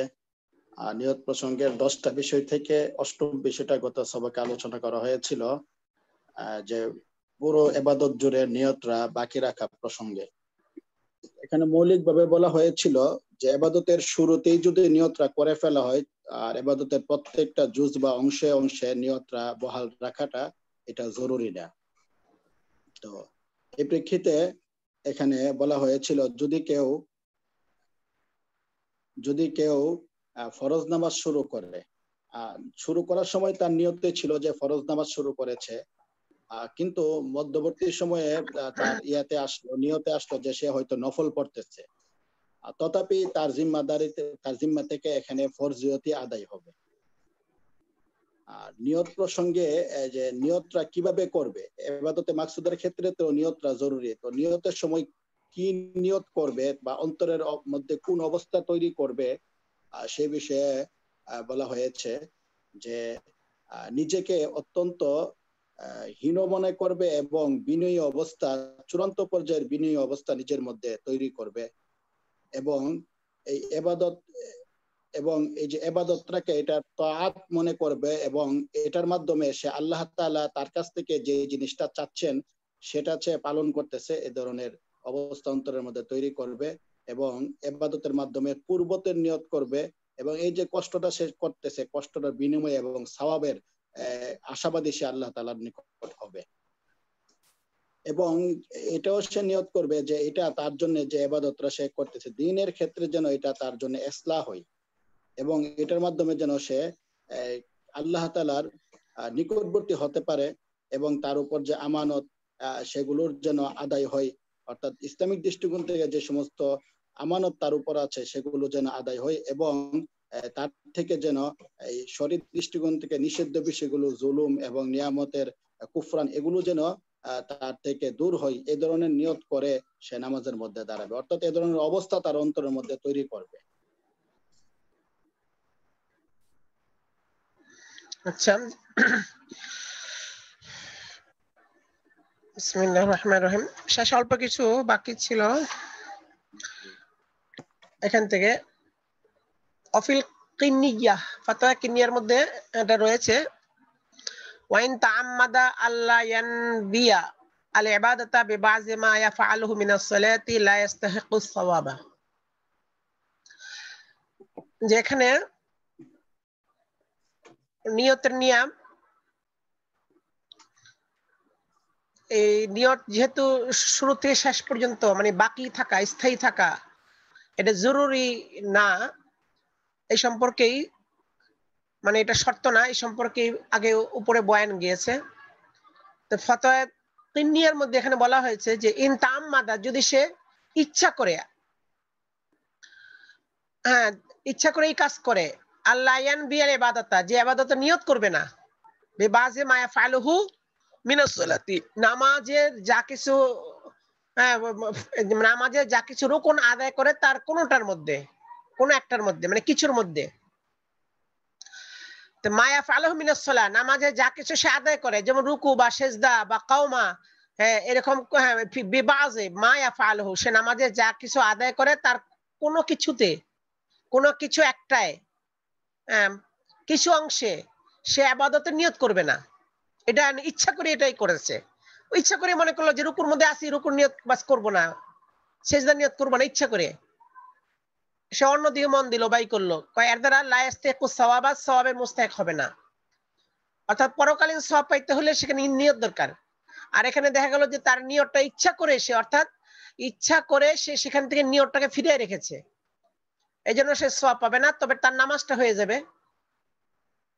হ্যাঁ, কখন নামাজ হবে? সুম্মা ইন কানা যালিকা ফি'লান লা তাতিম্মুল ইবাদাতু বিদুনিহি, অতঃপর যদি এটা এমন আমল হয়, নামাজের এমন একটা অংশ হয়, এমন কাজ হয় যে কাজ ছাড়া ইবাদতটা পরিপূর্ণ হয় না। যেমন নামাজের মধ্যে যেমন একটা আমল হচ্ছে সেজদা, তো সেজদা ছাড়া নামাজটা পরিপূর্ণ হবে না, নামাজটা তো অসম্পূর্ণ থেকে যাবে। তো এইরকম একটা কাজের মধ্যে যদি সেই মনে করে যে নিয়ত করব না, আমি সেজদার মধ্যে কোনো নিয়ত করব না, তো এমন একটা কাজের মধ্যে নিয়ত করলো যে কাজটা পরিপূর্ণ হয় না, এই ইবাদতটা পরিপূর্ণ হয় না এই কাজটা ছাড়া, এরকম কাজ যদি হয় ফাসাদাত, তাহলে এই নামাজটা ফাসিদ হয়ে যাবে, এই ইবাদতটা ফাসিদ হয়ে যাবে। কারণ তখন তো সেই, কারণ যেকোনো একটা যেহেতু কাজ এবং এমন একটা কাজ যা ছাড়া ইবাদতই হবে না, ওই কাজটার মধ্যে সে নিয়ত করে নেই, ওই কাজটা নিয়ত ছাড়া আদায় হয়ে গেছে। ওয়াইল্লা ফালা, যদি এরকম না হয়, অর্থাৎ এত অবধারিত না যে এই কাজটা ছাড়া তার ইবাদতটা হবেই না, এরকম না, এই কাজ ছাড়াও ইবাদত হবে, এরকম যদি হয় যে এই কাজ ছাড়াও তার ইবাদতটা হয়ে যাবে। আচ্ছা, যেমন নাকি আপনার সানা পড়া, এই সানা পড়া ছাড়াও দেখা যাচ্ছে তার অর্থাৎ এই সানা পড়া ছাড়াও, সানা পড়া একটা আমল নামাজের মধ্যে, যেটা ছাড়াও তার নামাজটা হয়ে যাবে। এরকম যদি হয়, কিন্তু ইচ্ছা করে সে সানার মধ্যে নিয়ত করলো না, নামাজের যে নামাজে সে সানা পড়ছে এটা মানে ইচ্ছা করে নিয়ত তরক করলো, এরকম যদি হয় ফালা, তাহলে নামাজ ফাসাদ হবে না, তবে অকদ আসা আর সে কাজটা খারাপ করেছে, অর্থাৎ ইচ্ছা করে এরকম করা এটা অন্যায় কাজ। আচ্ছা, তবে এখানে যা মাসলা দেওয়া হয়েছে, এই মাসলা দ্বারা বোঝা যাচ্ছে যে, আসসালামু আলাইকুম, হ্যালো, আধা ঘন্টা পরে করেন, ক্লাস হচ্ছে। এখানে যে দেওয়া হয়েছে মাসালা, এর দ্বারা বোঝা যাচ্ছে কি, এর দ্বারা বোঝা গেল যে নামাজে প্রথমে তো নিয়ত করছে ঠিকই, কিন্তু মাঝখানে কোন এক রকমের মধ্যে ইচ্ছা করে নিয়ত করে নাই। তো ইচ্ছা করে নিয়ত না করলে তখন বলছে যে মানে অর্থাৎ যদি এই অবধারিত রুকন হয় এটার, তাহলে নামাজ ফাসিদ হয়ে যাবে, আর অবধারিত না হলে ফাসিদ হবে না, তবে কাজটা খারাপ করেছে। কিন্তু আগে আমরা মাসলা পড়েছি যে নামাজের শুরুতে নিয়ত করলেই আর পুরা নামাজে নিয়ত করা লাগবে না, পুরা নামাজে নিয়ত করা মুস্তাহাব, প্রত্যেক রুকুনে রুকুনে নিয়ত করা এটাকে রহিত করা হয়েছে। কেন? হারজ লাজেম আসে, মানে কষ্ট হয় বান্দার উপরে, লা ইউকাল্লিফুল্লাহু নাফসান ইল্লা বুসআহা হিসেবে বলা হয়েছে আগে। তো সেটা যে বলা হয়েছে ওইটা হলো আপনার অর্থাৎ ওই মনের ভুলে এদিক ওদিক চলে গেলে এবং নিয়ত না করলে সেই কথা। আর এখানে তো বলছে ওয়াইন তাআম্মাদা, ইচ্ছা করে করলে, এখানে ইচ্ছার ব্যাপার। তো বোঝা গেল যে ইচ্ছা করে যদি এরকম করে স্বেচ্ছায়, তাহলে সে আবাদত সওয়াবের উপযুক্ত হবে না, এবং দেখা গেল যে এই তার ইবাদতটাও পরিপূর্ণ হবে না।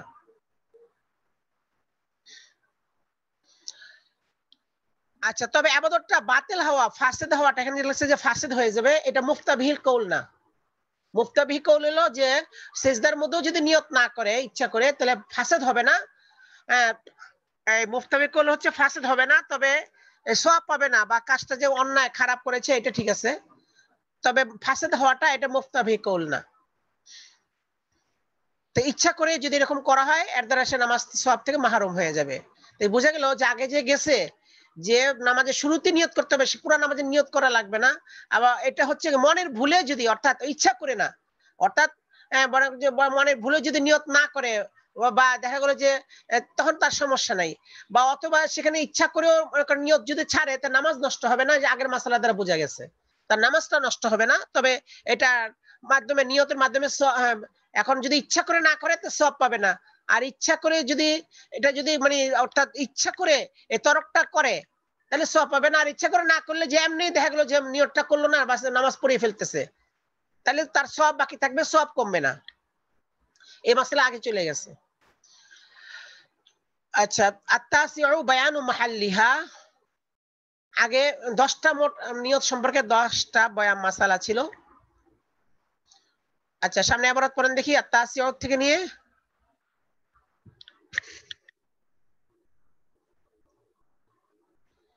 আচ্ছা, একজন পড়েন। বিসমিল্লাহির রহমানির রহিম। التاسع في محلها محلها القلب في كل موضع وقدمنا حقيقتها وهنا أصلان. الأصل الأول أنه لا يكفي التلفظ باللسان دونه، وفي القنية والمجتبى ومن لا يقدر أن يحضر قلبه لينوي قلبه بقلبه أو يشك في النية يكفيه التكلم بلسانه، لأنه لا يكلف الله نفسا إلا وسعها. انتهى. ثم قال فيها আচ্ছা ঠিক আছে, এখানে আত্মাসিও, তাহলে এখানে মোট 10টা বয়ান ছিল নিয়ত সম্পর্কে, এখন শেষের দিকে চলে আসছে, এটা নবম আলোচনা নিয়তের ব্যাপারে। কি সম্পর্কে? ফি মুহাল্লিহা, কোন নস্কে আছে ফি মুহাল্লিহা, কোন নস্কে আছে বায়ানু মুহাল্লিহা। আচ্ছা, তে নবম আলোচনা হচ্ছে মুহাল্লে নিয়ত সম্পর্কে, যে নিয়তের মহাল কোনটা। এর কিছু আলোচনা আগে গেছে যে নিয়ত করতে হবে অন্তরের দ্বারা, এবং এটা নিয়ত মানে কাকে বলে, হাকিকত কি, ওই সময় কিন্তু এই বয়ানটা গেছে যে নিয়তের হাকিকত হলো অন্তরের ইরাদা। ওই সময় বোঝা গেছে যে নিয়তের অন্তর হচ্ছে মহল। হ্যাঁ, তবে এখন মুখের মধ্যে নিয়ত বলা কি জরুরি কি না, এই সম্পর্কে আলোচনার জন্য আলাদা বাহাস কায়েম করছে। এখানে আলোচনার বিষয় এনেছে মহাল্লে নিয়ত সম্পর্কে, যে মুখেও বলতে হবে কি না, নাকি অন্তর নিয়তে যথেষ্ট, বা যদি মুখের অন্তরে একটা একটা বিপরীত হয়, অথবা কখন শুধু মুখে বলতে হবে অন্তরের ধর্তব্য হবে না, এই ইত্যাদি নিয়ে, মানে অন্তরের সাথে মুখের সাথে নিয়তের যে তারতম্য পার্থক্য, মানে অন্তরের সাথে মুখের নিয়তের সম্পর্ক ইত্যাদি ব্যাপার নিয়ে আলোচনার জন্য আলাদা বাহাস করা হয়েছে এখানে।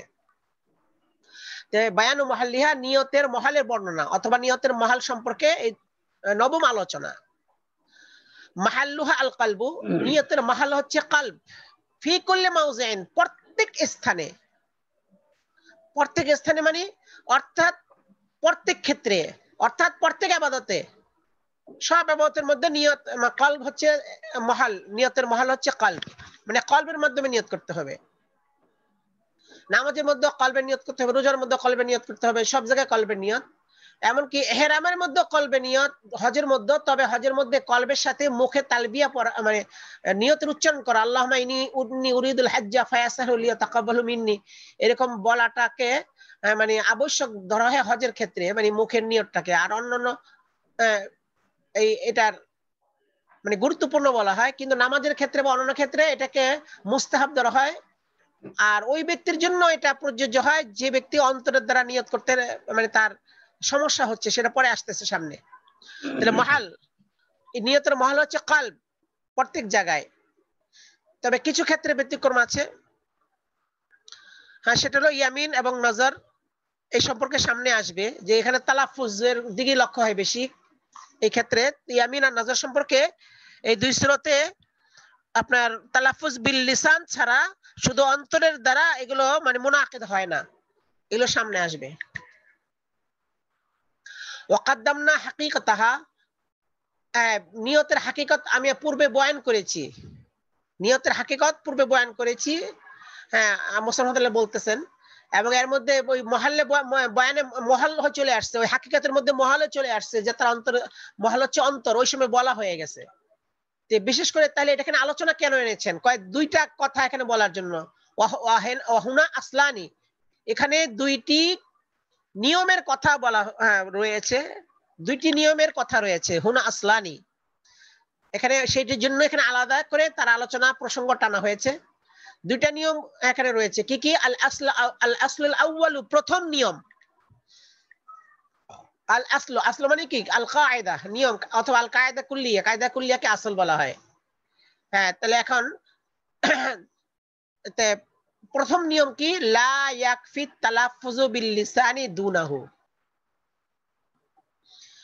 প্রথম নিয়ম হচ্ছে জবানের সাথে, মানে অন্তর নিয়তের সাথে জবানের সম্পর্কটা কি, এই সম্পর্কে বলছে যে যদি জবানের নিয়ত করে, আর তালাফুযু বিল লিসান, জবানের দ্বারা, মুখের জবানের দ্বারা উচ্চারণ করা কাফি নয় অন্তরে নিয়ত ছাড়া। বিদুনিহি মানে বিদুনিল কালবি, অন্তর নিয়ত করলো না, শুধু মুখে উচ্চারণ করলো, কয়টা যথেষ্ট হবে না।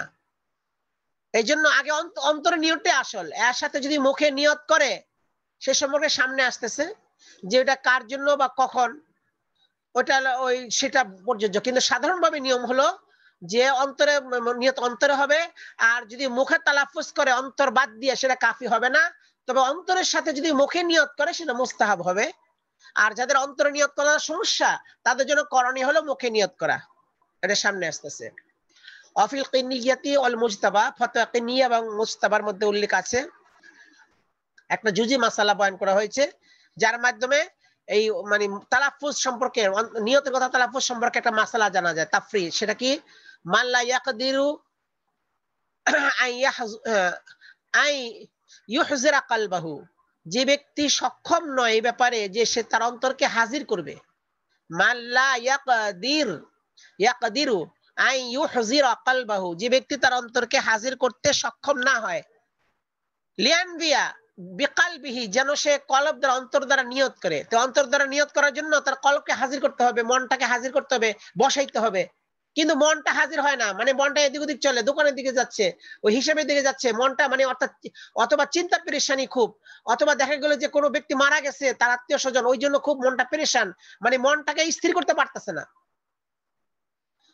সে সক্ষম না তার অন্তরকে হাজির করতে, মনটাকে স্থির করতে, যেন সে অন্তর দ্বারা নিয়ত করতে পারে।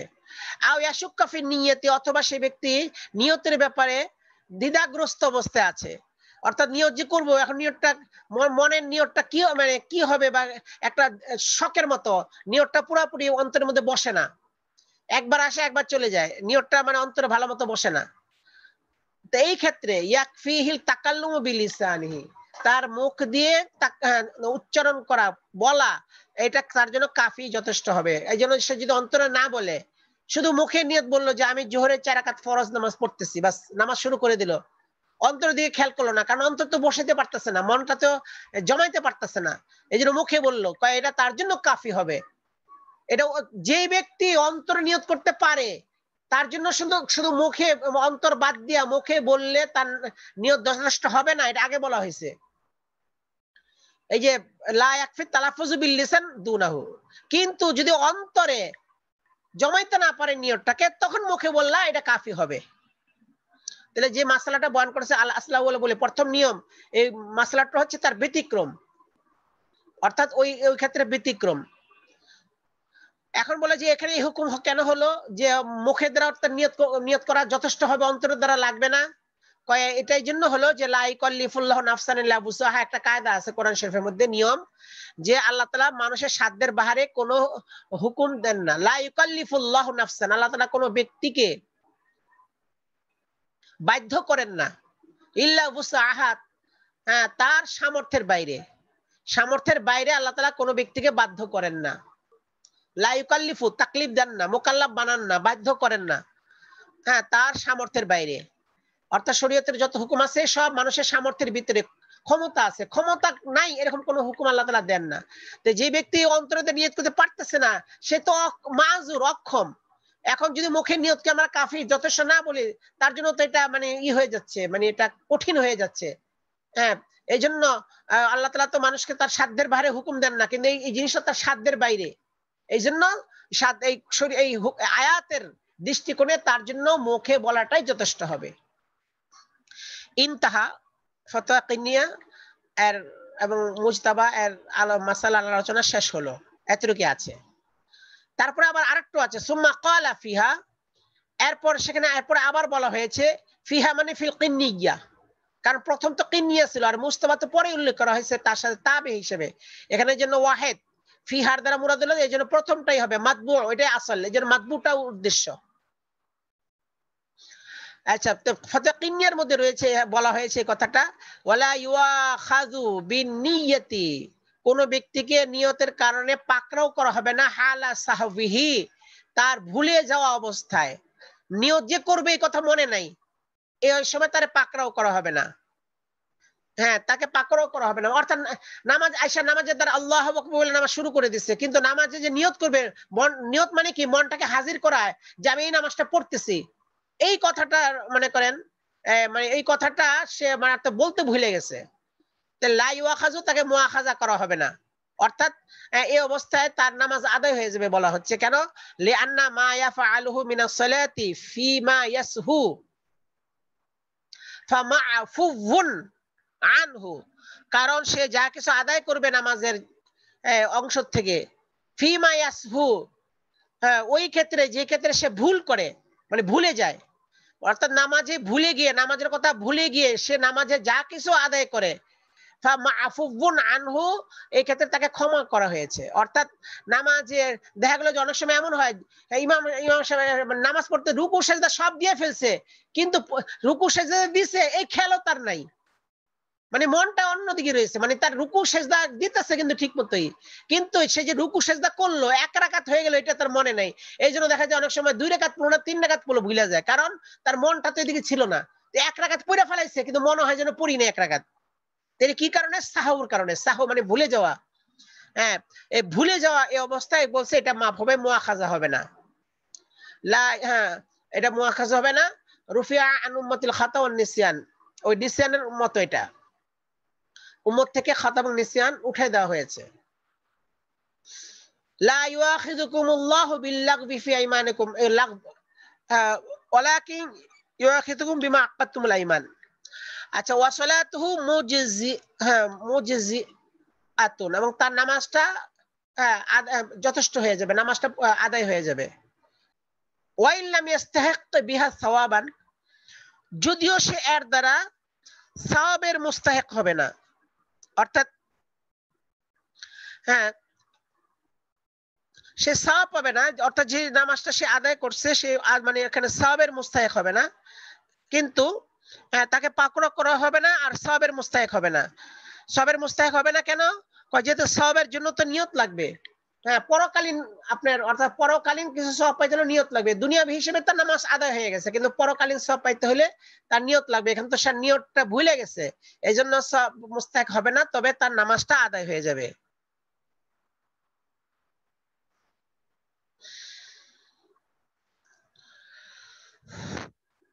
আচ্ছা, এরপরে একটা ফুরু, এই সম্পর্কে ফুরু বয়ান করা হচ্ছে বিভিন্ন।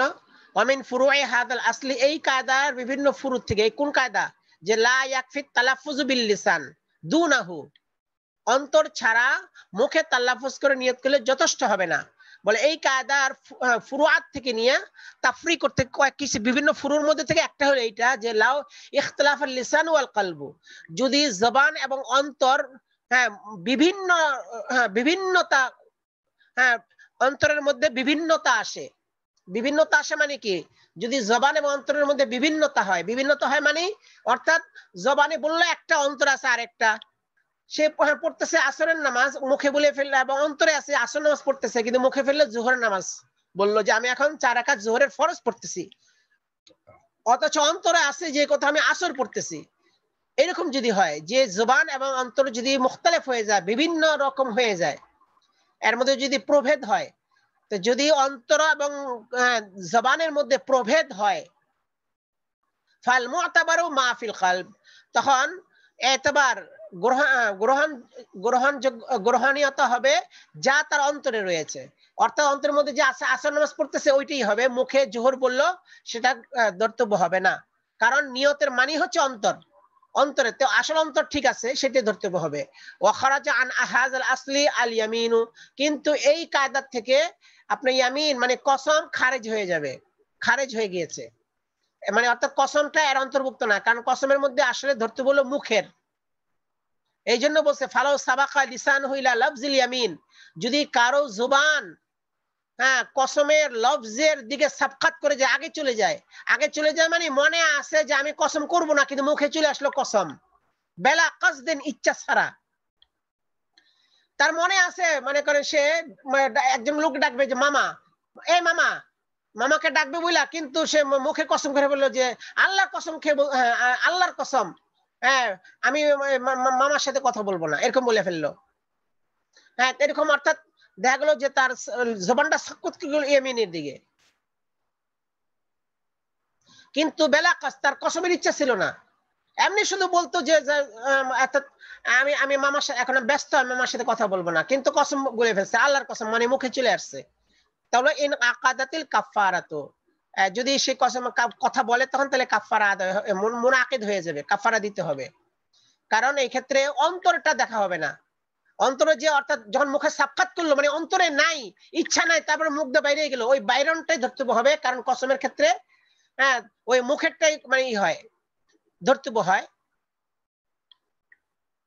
তো এই ক্ষেত্রে তার মুখেরটাই গণ্য করা হবে, তার অন্তরের কি আছে সেটা এখানে ধর্তব্য হবে না। কসমের মধ্যে এই মানে তার পার্থক্য, নামাজের ক্ষেত্রে আর কসমের ক্ষেত্রে তার এই পার্থক্য। তাহলে বোঝা গেল, হ্যাঁ, মানে কসমের মধ্যে আলফাজের এতেবার, আগ্রাজের এতেবার না। কসমের মধ্যে আলফাজের এতেবার, আগ্রাজের এতেবার না, মানে তার উদ্দেশ্যের এতেবার না, সেখানে হলো আলফাজের এতেবার, সে কি আলফাজ ব্যবহার করেছে সেটাই এতেবার। এই যে বলছে আও কাসাদাল হালফা আলা শাইইন, সে কোন এক ব্যাপারে কসম খাওয়ার নিয়ত করেছিল, কিন্তু ফাসাবাকা লিসানুহু ইলা গায়রিহি, তার জবানটা অন্য কসমের দিকে চলে গেছে। কসম তার বলা উদ্দেশ্য ছিল যে সে মানে এই কারোর সাথে একজনের সাথে কিছু কথা বলবে না, কিন্তু বলে ফেলছে যে আমি ওই জায়গায় যাব না, আল্লাহর কসম যাব না বলে ফেলছে, অথচ সে যাওয়ার এখানে যেতে হবে তার। এই যেরকম কাসাদাল হালফা আলা শাইইন, এক ব্যাপারে সে কসম করার ইচ্ছা করেছে, মানে কসম করব সে কথা বলবে না, কিন্তু বইলা ফেলেছে কি ফাসাবাকা লিসানুহু ইলা গায়রিহি, তার জবান চলে গেছে অন্যটার দিকে, মুখ ফসকা বাইরে গেছে যে আমি আল্লাহর কসম আমি যাব না, অথচ তার সেখানে যাইতে হবে। তো এই ক্ষেত্রেও কি হবে, ওই হুকুম অর্থাৎ কাফারা মুনাকিদ হয়ে যাবে, তার জবানটাই এতেবার হবে। তবে এটা কখন, হাদা ফিল ইয়ামিনি বিল্লাহ, এটা ওই সময় যখন কসম হবে আল্লাহর নামে। যদি আল্লাহ ছাড়া অন্য কারো নামে কসম করে, ওই কসম তো জায়েজ নেই। হ্যাঁ, তাই অন্য গায়রুল নামে কসম করলে কসমে জায়েজ নেই, এই জন্য অর্ডার দ্বারা এই হুকুম মুনাকিদ হবে না। আল্লাহর উপরে কসম করলে তখন এগুলো তার হুকুম মুনাকিদ হবে। তবে এর থেকে ইস্তিসনা হলো তালাক এবং ইতাক। তালাক, কারণ তালাক ইতাক এই ক্ষেত্রে আচ্ছা, এই ক্ষেত্রে একটু বেশ কম আছে, সেটা হলো কি ওয়ামা ফি তালাক ওয়াল ইতাক ফায়াকাউ কাযাআন লা দিয়ানাতান। তালাক আর ইতাকের ক্ষেত্রে যদি এরকম সাক্কাত হয়ে যায়, অর্থাৎ মুখে তালাক কথা বেরিয়ে গেছে কিন্তু মনের মধ্যে তালাকের কথা নাই, অথবা ইতাক গোলামকে আজাদ করার কথা মুখ দিয়ে বেরিয়ে গেছে কিন্তু মনের ভিতরে নাই যে তারা আজাদ করব, এই ক্ষেত্রে যেহেতু মনে নাই, হ্যাঁ, এই জন্য দিয়ানাতান এটা ওয়াকি হবে না, কিন্তু কাযাআন ওয়াকি হয়ে যাবে। ইয়াকাফা ইয়াকাউ কাযাআন, অর্থাৎ যেহেতু বিচার করা হবে জাহিরের উপরে, বিচারক বিচার করবেন জাহিরের উপরে, যে জাহিরি তার কি অবস্থা, জাহিরি আর জাহিরি কি পাওয়া গেছে, যে সে মুখে উচ্চারণ করছে তালাক, যে আমার সে তার স্ত্রীকে তালাক দিছে, এরকম বলছে যে তার স্ত্রীর তালাক এরকম বলছে, অথবা তার গোলাম আজাদ এরকম বলছে মুখ দিয়া, কিন্তু মুখ ফুসকে বাইরে গেছে, এটা বলার উদ্দেশ্য ছিল না, কিন্তু ওটা দেখা হবে না যে উদ্দেশ্য ছিল না, কারণ তার অন্তরে কি ছিল এটা আল্লাহ জানেন। ফিমা বাইনাহু ওয়া বাইনাল্লাহ, এখন কাজী বিচার করবে তার জাহিরি নিয়া, আর জাহিরি হালাত হলো এটা যে তার মুখ থেকে তালাক পাওয়া গেছে, তাক পাওয়া গেছে, এই জন্য জারি করে দিবেন যে বউ তালাক হয়ে গেছে বা গোলাম আজাদ হয়ে গেছে।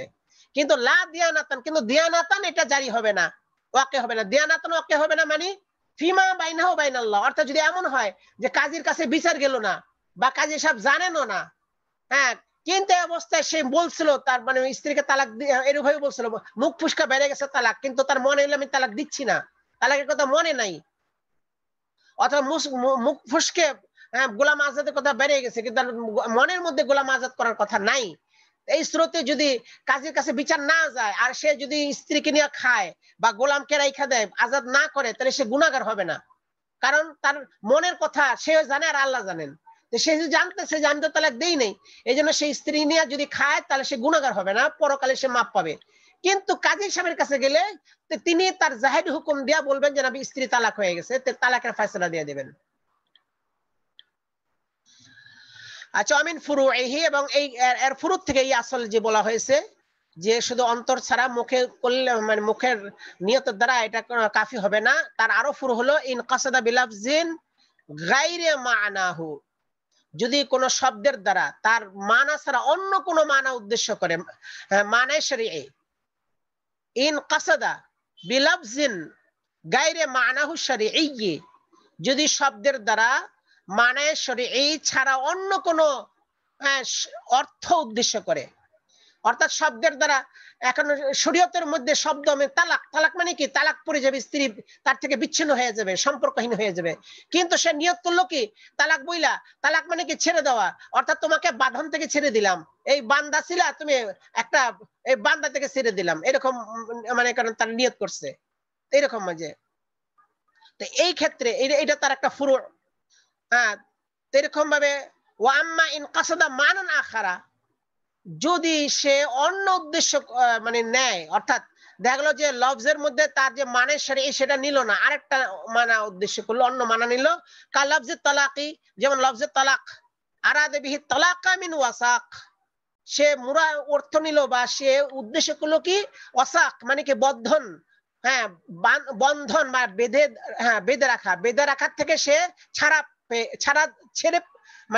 ছাড়া পাওয়া উদ্দেশ্য করলো, বন্ধন থেকে ছাড়া পাওয়া উদ্দেশ্য করলো, মানে সে বন্ধন থেকে ছুটে গেল, এরকম উদ্দেশ্য।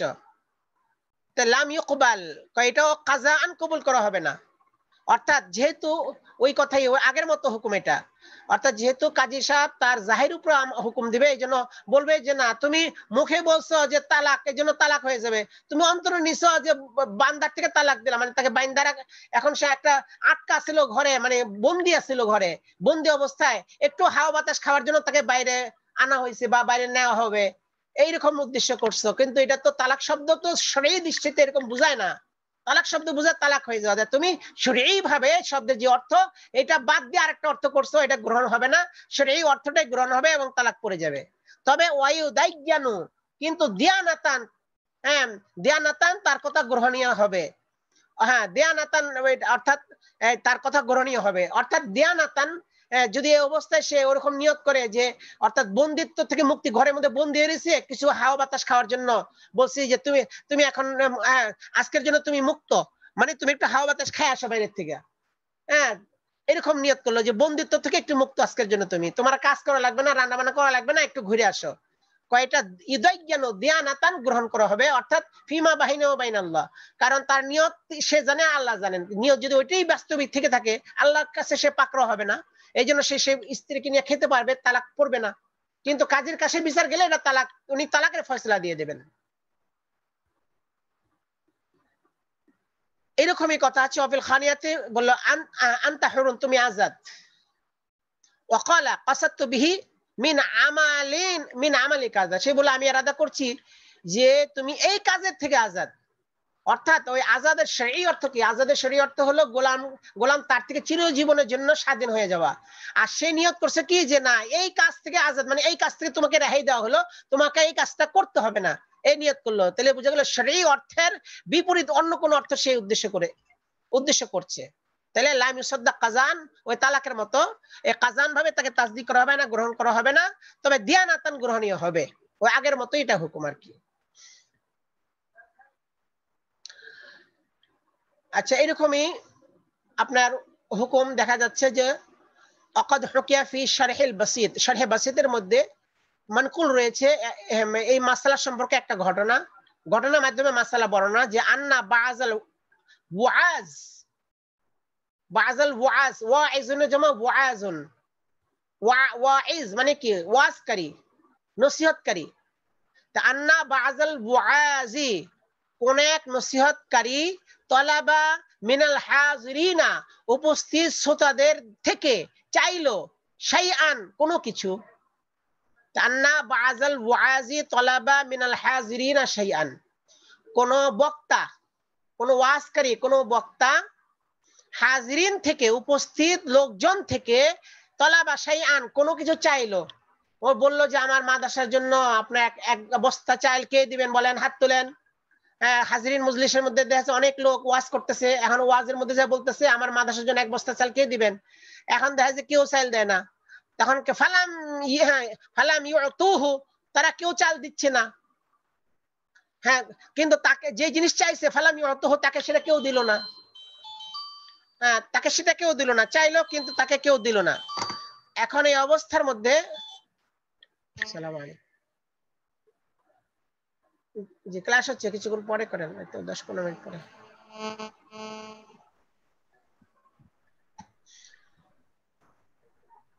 আচ্ছা, এই অবস্থার মধ্যে দিল না, ফাকালা, তখন সেই বক্তা মুনজাজিরান, হ্যাঁ নাখোশ হইয়া, মানে অর্থাৎ তাদেরকে ভর্ৎসনা করে বলল, মুনজাজিরান মানে তাদের প্রতি ভর্ৎসনা করে এবং তাদের নিন্দা জানিয়ে বলল, ফাকালা, অথবা তাদেরকে ধমকির মতো করে বলল, ফাকালা মুনজাজিরান, তাদের ধমকির মতো করে বললেন, হ্যাঁ মিনহুম তাদের থেকে তাল্লাকতুকুম সালাসান, তোমাদের সবাইকে 3 তালাক দিলাম।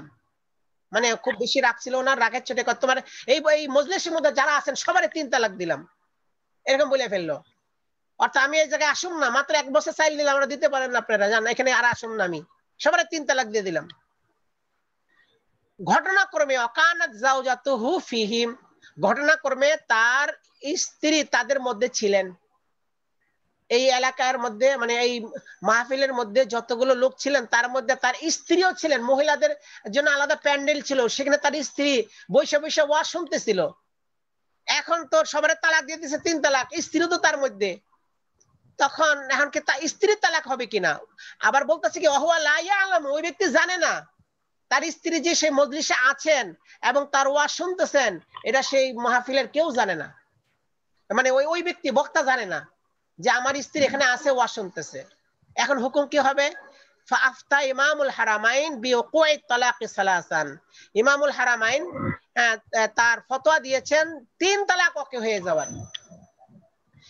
আচ্ছা 3 তালাক, 3 অর্থাৎ এর দ্বারা 3 তালাক পড়ে যাবে, এটা ইমামুল হারামাইন এই ব্যাপারে ফতোয়া দিয়েছেন। ইমামুল হারামাইন মিলে মানে অর্থাৎ ওই সময় ইমাম মুহাম্মদ রহমানের সময় ইমামুল হারামাইন, ইমাম মালিক রহমাতুল্লাহকে ইমামুল মদিনা বলা হয়তো, এবং মক্কার সাথে নিসবত করে মদিনা ইমামুল হারামাইন ওনাকে নিসবত করা হতো। তিনিও হইতে পারেন বা সেই সময় অন্য কোনো ফকিহ ইমামুল হারামাইন নামে প্রসিদ্ধ ফকিহ, উনি উদ্দেশ্য উনি ইমামুল হারামাইন ফতোয়া দিয়েছেন কি যে 3 তালাক ওকে হয়ে যাবে।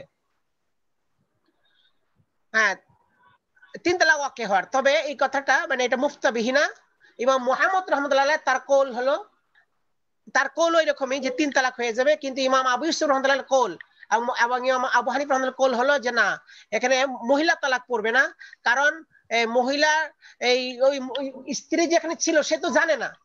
কাজী আর আম ভাবে মাহফিলের মধ্যে সে আমি তোমাদেরকে 3 তালাক দিলাম, এর দ্বারা আসলে তালাক বুঝায় না, কারণ এটা মাজাজি। যেহেতু যাদেরকে বলছে তারা হলো আম শ্রোতা, আর আম শ্রোতার মধ্যে তালাক শব্দটার উদ্দেশ্য হলো যে আমি আপনাদের সম্পর্ক ছিন্ন করলাম, আমি কখনো আর আসবো না, এইটাই বোঝাচ্ছে। মানে তার লফজ সবার জন্য, সবার জন্য এই কথা বোঝানো, শুধু স্ত্রীর জন্য অন্য অর্থ হইয়া মানে একই লফজ 2 অর্থে ব্যবহার হবে, এটা হয় না। যে তার লফজে মুশতারিক, তার মানে মাজাজি আবার মানে আসলে দোনো মানে ব্যবহার হবে, এটা হইতে পারে না। এই জন্য ইমাম ইউসুফ এবং আবু হানিফা বলেন যে না তালাক পড়বে না, কিন্তু ইমাম মুহাম্মদ উনিও বলেন যে তালাক পড়ে যাবে, 3 তালাক পড়বে। ঠিক এরকম মাসলা। আচ্ছা وقال الغزالي وفي القلب منه شيء, ইমাম গাজালি রাহমাতুল্লাহ বলেন যে অন্তরের মধ্যে এই ব্যাপারে তারাদুদ আছে, অর্থাৎ উনি যে ফতোয়া দিছে ইমামুল হারামাইন, হ্যাঁ এই ব্যাপারে তারাদুদ আছে, মানে এটা সন্দেহমূলক এই ফতোয়াটা যে 3 তালাক পড়ে যাবে, এটা সন্দেহমূলক। এবং এই জন্য আবু ইউসুফ ওনার বলেছেন যে না 3 তালাক এখানে পড়বে না। কুলতু, কিন্তু এই সম্পর্কে আমাদের মুসানিফ রাহমাতুল্লাহ আলাইহি তিনি বলতেছেন ইয়াতাখাররাজু আলা মা ফি ফাতওয়া কাজী খান মিনাল ইতকি, তাখরিজ হয়, তাখাররুজ হয়, মানে মাসলা বের হয়েছে যেটা যে ওই একটা ঘটনা ভিত্তিতে যা ফতোয়া খানের মধ্যে আছে, ফতোয়া কাজী খানের মধ্যে আছে আজাদের ব্যাপারে, ওইটা এটার সাথে মিলে আমরা ওইখানে ওইটা দেখলে আমরা এই মাসলাটা মানে ওয়াইজের মাসলাটা অনেকটা জানা যাবে। বলছে ওই আরেকটা ঘটনা দিয়ে উনি ইশারা করেছেন যেটা ফতোয়া কাজী খানের মধ্যে আছে। সে ঘটনাটা কি? কলা রজুলুন কলা, এক ব্যক্তি বললেন আবিদু আহলে বালখিন আহরারুন, বালখের সমস্ত গোলাম আজাদ। তাহলে এক ব্যক্তি বলেছেন যে বালখের সমস্ত গোলাম আজাদ, আবিদু আব্দুনের বহুবচন, আবিদু আহলে বালখা আহরারুন, বালখের সমস্ত মানে আহলে বালখ এর গোলাম যারা আছে, আহলে বালখের মানে বালখ অধিবাসীদের যারা গোলাম তারা সবাই আজাদ, হুরুন জামা আহরার। অথবা বলছে আওকালা, বলছে আবিদু আহলে বাগদাদা আহরারুন, বাগদাদের অধিবাসীদের মধ্যে যারা গোলাম সবাই তারা আজাদ। অর্থাৎ বালখ বলুক আর বাগদাদ বলুক, যাই বলুক, কোন এলাকা উল্লেখ করে বলছে যে এলাকার সব গোলাম আজাদ। আর ওয়ালাম ইয়ানবি আবদাহু, সে নিজের গোলামের নিয়ত করে নাই, অর্থাৎ ওই বালখের মধ্যে তার নিজের গোলাম নাই বা বাগদাদের মধ্যে নিজের গোলাম নাই, অথবা আছে কিন্তু তাদের নিয়ত করে নাই গোলামের, তার নিজের গোলামের। ওয়াহুয়া মিন আহলে বাগদাদা, ওই সেই গোলাম তার বাগদাদের অন্তর্ভুক্ত, বা ওই যে আগের সূরাতে বালখের অন্তর্ভুক্ত, কিন্তু তার গোলামের নিয়ত করে নেই।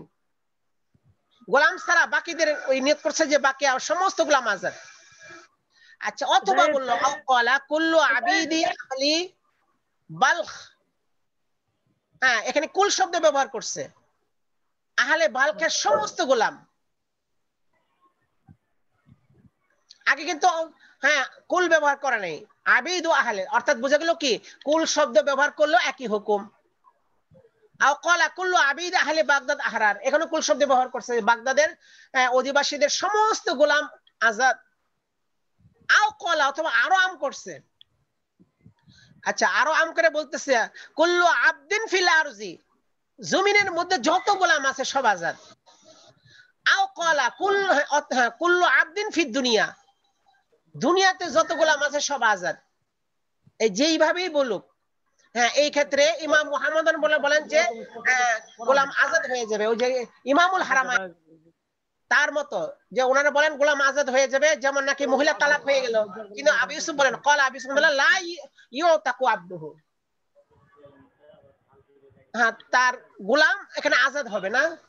গোলাম আজাদ হবে না কেন? যেহেতু সে সমস্ত গোলামের আজাদের ব্যাপার নিয়ে বলছে, আর সমস্ত গোলাম তো তার মিলকিয়তে নাই। সমস্ত গোলাম তো তার মিলকিয়তে না, তার নিজের গোলাম তার মিলকিয়তে। কিন্তু সে যখন বললো যে সমস্ত গোলাম আজাদ, তাহলে বোঝা গেল যে অন্যদের ক্ষেত্রে এই গোলাম আজাদ শব্দটা তার আসল অর্থের উপরে যাবে না, মাজাজি অর্থ নিবে। মাজাজি কি? যে অর্থাৎ সমস্ত গোলাম ব্যক্তিগতভাবে স্বাধীন, তারা যা ইচ্ছা তাই করতে পারে, মালিকে কিছু বলে না, এরকম একটা অন্য মাজাজি অর্থ নিতে হবে। এখন এই ক্ষেত্রে তার গোলামও যেহেতু সে এলাকায় গোলামের নিয়ত সে করে নাই, এখন যদি আমরা গোলামকে আজাদ করে দিই, তার গোলামকে আজাদ করে দেই, তাহলে তো আবার এখানে তার হাকিকি অর্থ নিতে হয়। যে একই শব্দ হাকিকি মাজাজি দুই অর্থে ব্যবহৃত হতে পারে না। এই জন্য ইমাম আসিফ বলেন যে আজাদ হবে না। ওয়াকালা মুহাম্মদ ইমাম বলেন ইউতাকু, আজাদ হয়ে যাবে। ইমাম হলে নাই পিঠে পাটে বা এমন, আচ্ছা ইমাম মুহাম্মদ বলেন আজাদ হয়ে যাবে। কারণ আজাদ হবে তো উনি বলছেন যে অর্থাৎ কয়েকটা মাজাজান গুলো ধরতে হবে না, হাকিকাতে ধরতে হবে। যে অর্থাৎ যে শব্দটা আগে দেখতে হবে আমরা হাকিকতে ফেলাই, তারপরে হলো মাজাজের প্রশ্ন হাকিকতে ফেলান যায় কিনা। কয় হাকিকতে ফেলান যায় তার নিজের গোলামের ক্ষেত্রে, কয় হাকিকতে ফেলাই দিলাম মাজাজ বাদ। তো এই হিসেবে মুহাম্মদ বলেন যে আজাদ হয়ে যাবে। ওয়ালা হাদাল খিলাফ আত-তালাক, এই ভিত্তিতেই তালাকের হুকুম। অর্থাৎ আবু সুফিয়ান বলেন ওই আগের ক্ষেত্রে ইমামুল হারামাইন বলেছে তালাক হয়ে যাবে, ইমাম মুহাম্মদ বলো কি হয়ে যাবে, তালাক হয়ে যাবে। আবু সুফিয়ান বলেন যে না তালাক হবে না। ওই আগের শুরুতে ওই যে বক্তা ওয়াইস সাহেব যে তালাক দিছিল, যে বললো সব মজলিসের সবাই তালাক, ওই হুকুমে ইমাম মুহাম্মদ বলেন যে আগে আমরা শব্দটাকে দেখবো যে হাকিকতের উপরে মাহমুল করা যায় কিনা। কয় মাহমুল করা যায় কেন? কার স্ত্রী তার ওখানে আছে, মাহমুল করা যখন যায় হাকিকত মাহমুল হবে, আর বাকি অন্য কোনো অর্থের দরকার নাই, হাকিকতই পাওয়া গেল বাস। কিন্তু আবু সুফিয়ান বলেন যে না, এটা যেহেতু সবার জন্য বলছে, সবার জন্য যে অর্থ প্রযোজ্য ওই অর্থ নেওয়া হবে, কাজে এখানে তালাকের দ্বারা উদ্দেশ্য মাজাজি অর্থ হবে, এজন্য তালাক পড়বে না। অবিকাউলি আবু ইউসুফ আখাযা ইসাম ইবনে ইউসুফ, ইমাম আবু ইউসুফের কওল অনুযায়ী ফতোয়া গ্রহণ করেছেন, ফতোয়া মাযহাব গ্রহণ করেছেন ইসাম ইবনে ইউসুফ। আর অবিকাউলি মুহাম্মদ আখাযা শাদ্দাদ, ইমাম মুহাম্মদ রাহিমাহুল্লাহ কওল অনুযায়ী এখানে মাযহাব গ্রহণ করেছেন শাদ্দাদ। তাহলে বোঝা গেল দোনো মাযহাবের পক্ষে লোক আছে, তারা তার কাছে যার কাছে যেটা নির্ভরযোগ্য মনে হয়েছে তিনি সেই ব্যাপারে তার রায়কে গ্রহণ করেছেন। কিন্তু আমরা কার ফতোয়া নেব, আমরা কোনটা গ্রহণ করব? আমাদের নিকটে সার্বিকভাবে যেটা ইমাম আমাদের ইবনে নুজাইম রাহমাতুল্লাহ তিনি বলেন যে ওয়াল ফতোয়া আলা কাউলি আবি ইউসুফ, এখানে ফতোয়া হবে ইমাম আবু ইউসুফ রাহমাতুল্লাহ কওলের উপরে, যে অর্থাৎ এখানে তালাক পড়বে না। আর দ্বিতীয় ক্ষেত্রে গোলাম আজাদ হবে না, কারণ ওখানে যে আসল শব্দটা ওটা মাজাজি অর্থে ব্যবহার হবে, যে অর্থটা সবার ক্ষেত্রে প্রযোজ্য হবে। আসল তালাক বা আসল এতাক এখানে প্রযোজ্য হবে না, যেহেতু সে নিয়ত সে করে নাই, 22-30 কেন সে জানে না, এই জন্য আবু ইউসুফের কওলের উপরে ফতোয়া হবে। ঠিক এই ধরনের সামনে বলতেছে ওয়ালা ক্বালা, যদি সে বলে কেউ কুল্লু আবদিন ফি,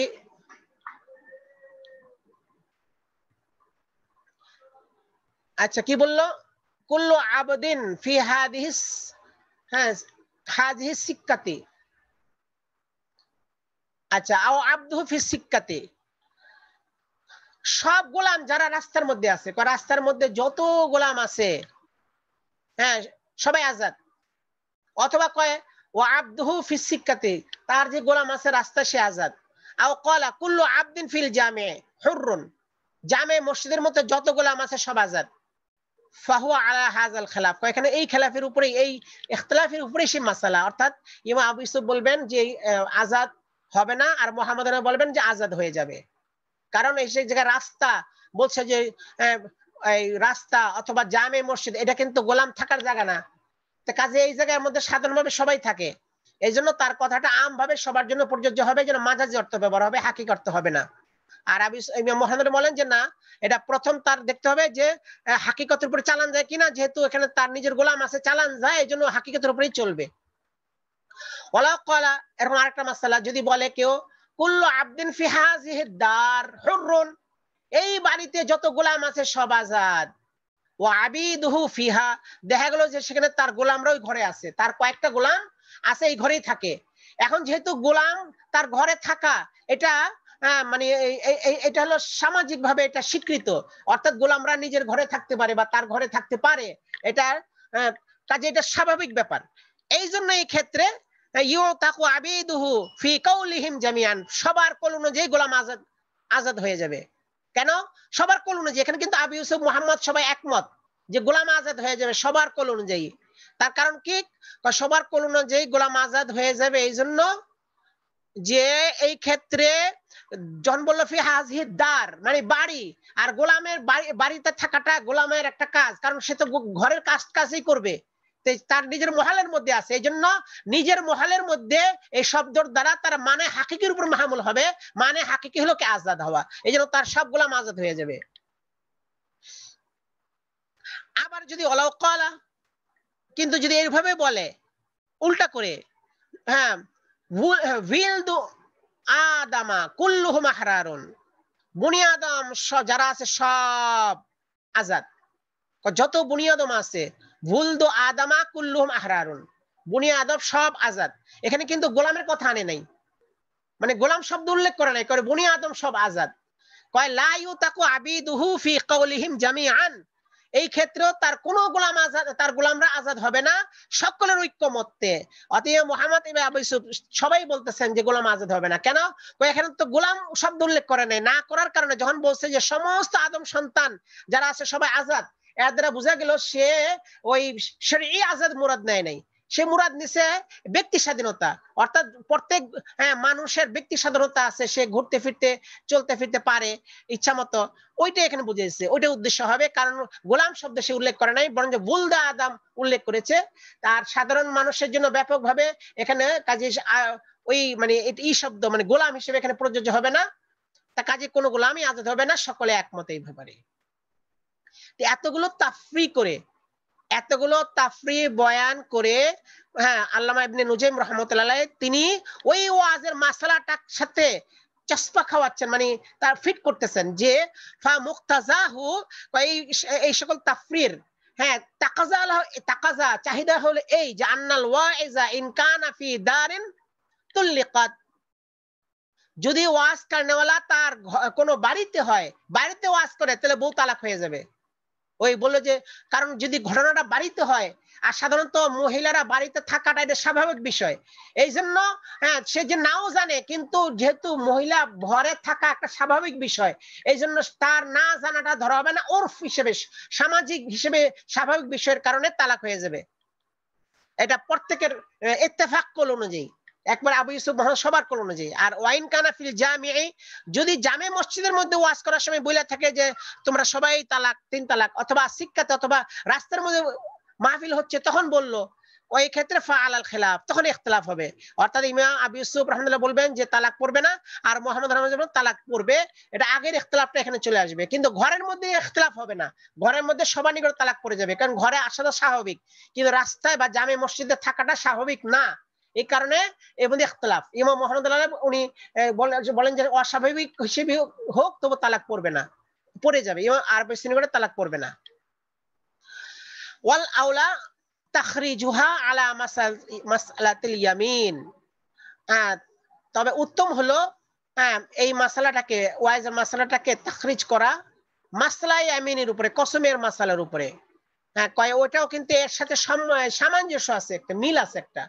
কেমনে মাসলাতুল ইয়ামিন কি কয় লাউ হালাফাত, মাসলাতুল ইয়ামিনের এটা কেউ যদি কসম খায় আল্লাহ ইউকাল্লিমা যাইদান, যে যায়েদের সাথে কথা বলবে না, ফাসাল্লামা আলা জামাআতিন, এরপরে এক জামাতের উপরে সে সালাম দিল, অনেক লোক বসে আছে একত্রে, আসসালামু আলাইকুম বলে সালাম দিল।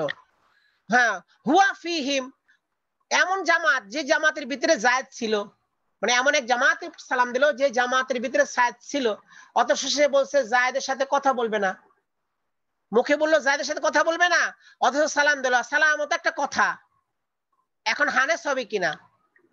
কলু, হ্যাঁ ফোকাখন বলেছেন ইয়াহানাসু, সে হানেস হয়ে যাবে। কেন কয় যেহেতু যায়েদ তাদের মধ্যে একজন, যায়েদের সাথেও কথা বলছে, আর কথা বলাটা যেহেতু জামাতের সাথে সালাম দিচ্ছে, জামাতের প্রত্যেক ফর্দে ফর্দে সালামটা পৌঁছবে, যায়েদের কাছেও পৌঁছবে, যায়েদের কাছে পৌঁছার কারণে যায়েদ হানেস হয়ে যাবে। আর ওয়াইন নাওয়াহুম দুনাহু, কিন্তু সে যদি নিয়ত করে, হ্যাঁ দুনাহু যায়েদকে ছাড়া, তার আগে জানে যায়েদ আছে এখানে, নিয়ত করলো যে আমি যায়েদের ছাড়া আমি বলছি বাকিদের সালাম দিছি, যায়েদকে সালাম দেই নাই, তাহলে দুইয়ে না দিয়ানাতান, দিয়ানাতান তার কথা গ্রহণীয় হবে। অর্থাৎ দিয়ানাতান ভিমা বাইনাহু বাইনাল্লাহ, ঠিক আছে, কিন্তু লা কাজান, কিন্তু বিচারিক ভাবে এটা গ্রহণীয় হবে না। অর্থাৎ কারণ বিচারক তিনি জাহেরি হিসেবে দেখবেন, আর জাহেরি ভাবে তার সালাম পাওয়া গেছে, এই জন্য বলবেন যে হ্যাঁ সে গোলামকে আজাদ হয়ে যাবে। তো এর উপরেই ওই মাসলাটা, হ্যাঁ ওই আগের মাসলা ওয়াইজের মাসলা বা এটার কাছাকাছি মাসলাগুলো তো দেখে, অর্থাৎ সামঞ্জস্য মাসলাগুলো দেখাচ্ছে। এটা আল আসবা নাজায়ের, আসবা মানে একটা একটার মতো, একটা একটার মতো। তো আগে মানে ওইভাবে দেখা মাসলাগুলো একটা চশমা, মানে এখানে সামঞ্জস্যতা দেখাচ্ছেন। আচ্ছা ইলা আখিরিহি, এটা সেই কিতাবের মধ্যে শেষ পর্যন্ত রয়েছে। ফাইন্দা আদামি নিয়াতুল ওয়াইজ, এখন এবার ওয়াইজের কথায় আসি আমরা আবার। ওয়াইজটা নিয়ে প্রসঙ্গ দেখা বিভিন্ন তাফরি মানে মাসালার বিভিন্ন আইনা দেখাইছিল যে ওয়াইজটার মাসলাটা কার সাথে মিলে। ফাইন্দা আদামি নিয়াতুল ওয়াইজ, ওয়াইজের নিয়ত না থাকা অবস্থায় ইয়াকাউ তালাকু আলাইহি, হ্যাঁ তালাক পড়ে যাবে তার ওই স্ত্রীর উপরে, যখন ওয়াইজের নিয়ত থাকবে না। হ্যাঁ একটা ফাইন্দা আদামি নিয়াতুল ওয়াইজ, অর্থাৎ ওয়াইজের কোনো নিয়ত নাই যে কাদেরকে দিল, সবাইকে বললো যে তোমরা তালাক, যেহেতু ওখানে নিয়ত নাই বা সবাইকে বলছে, সবার মধ্যে তো স্ত্রীও দাখিল, এই জন্য তালাক পড়ে যাবে। ফাইনা ফি মাসালাতুল ইয়ামিন লা ফারকা বাইনা কাউনি ইয়ালামু আন্না যায়দান ফিহিম আউলা, কারণ এই কসমের মাসলা যেটা দেখলাম তার মধ্যে দেখা যাচ্ছে কোনো পার্থক্য করা হয়নি যে সে জানে যায় তাদের মধ্যে আছে নাকি নাই, শুধু বলছে যে হ্যাঁ যায়েদের নিয়ত করে নাই এতটুকু বলছে, তারপরে হানেস হয়ে গেছে। অথচ কাজে এইভাবে যদি আমরা ধরি তাহলে ওয়াইজ নিয়ত যদি না হয় তবুও তালাক পড়ে যাবে। ওয়াতাফাররু আলা হাযা ফুরুআন, কয় মাসলার মধ্যে এরকম অনেকগুলো তাফরি করা যায়, অনেক ফরা মানে বের হয়। কয়েকটা তো উপরে উল্লেখ করলাম, এরকম আরো আছে সামনে। যে লাউ ক্বালা, যদি কেউ লাহা স্ত্রীকে বলে ইয়া তালিকু, ওই তালিক, তালেকদের মানে কি, অর্থাৎ স্ত্রীর নাম তালেক, ওয়াহু ইসমুহা, তালেক হচ্ছে স্ত্রীর নাম, এই জন্য ইয়া তালিকু, হ্যাঁ হে তালাক, তালেক, অর্থাৎ তালেক মানে তালাক প্রাপ্ত, হ্যাঁ তালাক প্রাপ্ত, স্ত্রীর নামই তালাক প্রাপ্ত, হ্যাঁ তালিক। ওয়ালাম ইয়াকসিদ তালাক, সে তালাকের কসদও করে নাই, শুধু ডাকছে তারে, লা ইয়াকাউ, হ্যাঁ এত তালাক পড়বে না। কারণ এখানে তো দেখা যাচ্ছে যে যদিও তালিক শব্দটা জাহিরান দেখা যাচ্ছে যে মানে একটা সঠিকভাবে তালাকের শব্দ, কিন্তু তার নাম হয়ে গেছে তালেক, এই কারণে এখানে নামই উদ্দেশ্য, আবার সে তালাকের নিয়ত করে নাই, তালাক পড়বে না। কা ইয়া হুররু, যেমন কেউ বললো ইয়া হুররু, গোলামকে বললো ইয়া হুররু, ওয়া হুয়া ইসমুহু, হুরটা হচ্ছে গোলামের নাম, তো গোলামের নাম হচ্ছে হুর, এই জন্য ডাকলো ইয়া হুররু। হ্যাঁ এই ক্ষেত্রে কি হবে না, গোলাম আজাদ হবে না, হ্যাঁ যদি তার নিয়ত না থাকে গোলামকে আজাদ করার। কামা ফিল খানিয়া, তাতার খানিয়ার মধ্যে মাসলাটা রয়েছে। তবে একটু পার্থক্য করা হয়েছে মাহবুবী কিতাবের মধ্যে, এই মাহবুবী আল্লামা মাহবুবী রহমতুল্লাহ আলাইহি তানকিহ কিতাবের মধ্যে পার্থক্য করেছেন তালাক এবং আজাদের মধ্যে। উনি পার্থক্য করেছেন, কি পার্থক্য, যে ফাররাকাল মাহবুবিয়্যু,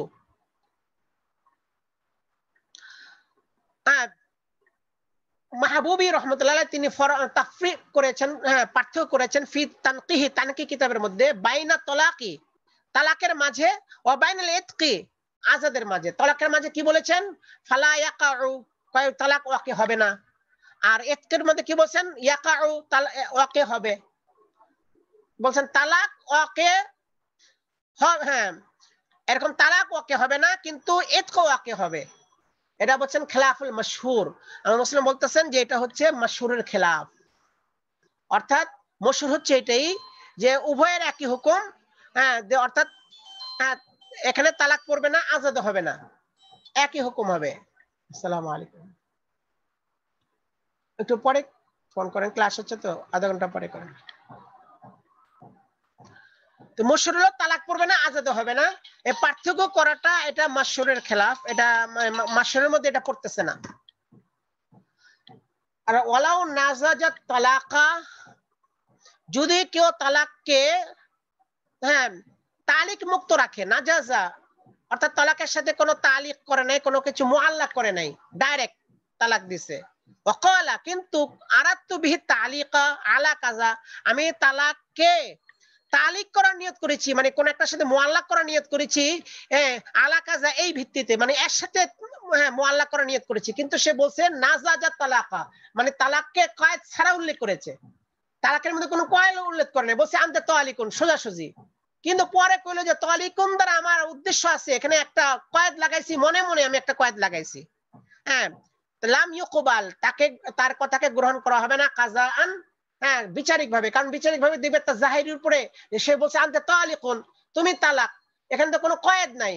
তবে ওয়াইদাইয়ানু, হ্যাঁ দিয়ানাতান কবুল করা হবে, কারণ তার মনে যদি কোনো নিয়ত থাকে সে জানে আর আল্লাহ জানেন। আচ্ছা, এটার মিসাল কি? যেমন হ্যাঁ ওয়ালাউ ক্বালা, যদি কেউ বলে কুল্লু ইমরাতিন লি তালিকুন, আমার যত স্ত্রী আছে সবাই তালাক, এরকম বললো। ওয়াকালা, আবার সে বললো হ্যাঁ যে আরাদতু গায়রা ফুলানাতা, কয় অমুক স্ত্রীকে ছাড়া আমি নিয়ত করেছি, মানে তার মনে করেন 3 জন বা 4 জন স্ত্রী, একজন নাম হলো কি জাইনাব, কয় জয়নবকে ছাড়া আমি নিয়ত করেছি, কিন্তু মুখে বলছে কি কুল্লু ইমরাতিন লি তালিক, কুল শব্দটার দ্বারা সমস্ত স্ত্রী তালাক হওয়া বোঝায়, যে কোনো স্ত্রী বাদ থাকবে না, কিন্তু নিয়তের মধ্যে সে করছে জাইনাব বাদ, এই যে আরাদতু গায়রা ফুলানাতা, অমুককে ছাড়া আমি নিয়ত করছি, কয় লাম ইউকবাল কাযালিকা, এটা কাজান গ্রহণ করা হবে না, যেহেতু তার কথার সাথে নিয়তের সাথে মিল নেই। এইজন্য জাহিরি ভাবে এটাকে মাহমুল করে তার কথা গ্রহণ করা হবে না, সব স্ত্রী তালাক হয়ে যাবে। আর দিয়ানাতান, তার কথাকে গ্রহণ করা হবে, এটা দিয়ানাতান সে গ্রহণীয় হবে। এরকম মাসালা কানজের মধ্যে আছে। ফিল কানজি ক্বালাত, কোন মহিলা বলল হ্যাঁ জাওয়াহা, আচ্ছা জাওয়াজতু আলাইয়া ফাকালা কুল্লু ইমরাতিন লি তালিকুন, তাহলে তুল্লিকাত মুহাল্লিফাতু। আচ্ছা ক্বালাত, এক মহিলা বলল স্ত্রী, হ্যাঁ তাজাওয়াজতা আলাইয়া, কয় আপনি তো আমার উপর আরেকজনরে আবার বিবাহ করছেন, আমারে তো বিবাহ করলেন, কিন্তু আমার রেখে আবার আমি আপনার স্ত্রী আছি, তারপর আরো কেন বিবাহ করলেন? তখন সে মহিলা স্বামী কি বলে? ফাকালা কুল্লু ইমরাতিন লি তালিকুন, কয় আমার যত স্ত্রী আছে সব তালাক। মানে অনেক সময় কয় এরকম যে আমার রেখে বিয়ে করলেন কেন, যদি আর তোমার রেখে আরো কোনো বিয়ে করে থাকে ওগুলো তালাক, কিন্তু এখন ওরকম কয় নাই, কইছে কি আমার যত স্ত্রী আছে সব তালাক। তাহলে তুল্লিকাতিল মুহাল্লিফাতু, হলফ দেনেওয়ালা মহিলা স্ত্রী সেও তালাক হয়ে যাবে, কারণ সে কুল শব্দ ব্যবহার করছে, আর কুল শব্দ বোঝায় যে সবাই যা আছে। বর্তমান যে বলছিল যে আমার রেখে আরো ব্যবহার করলেন কেন, সেও তালাক হয়ে যাবে, কারণ তার এই শব্দের আম ব্যাপকতার কারণে।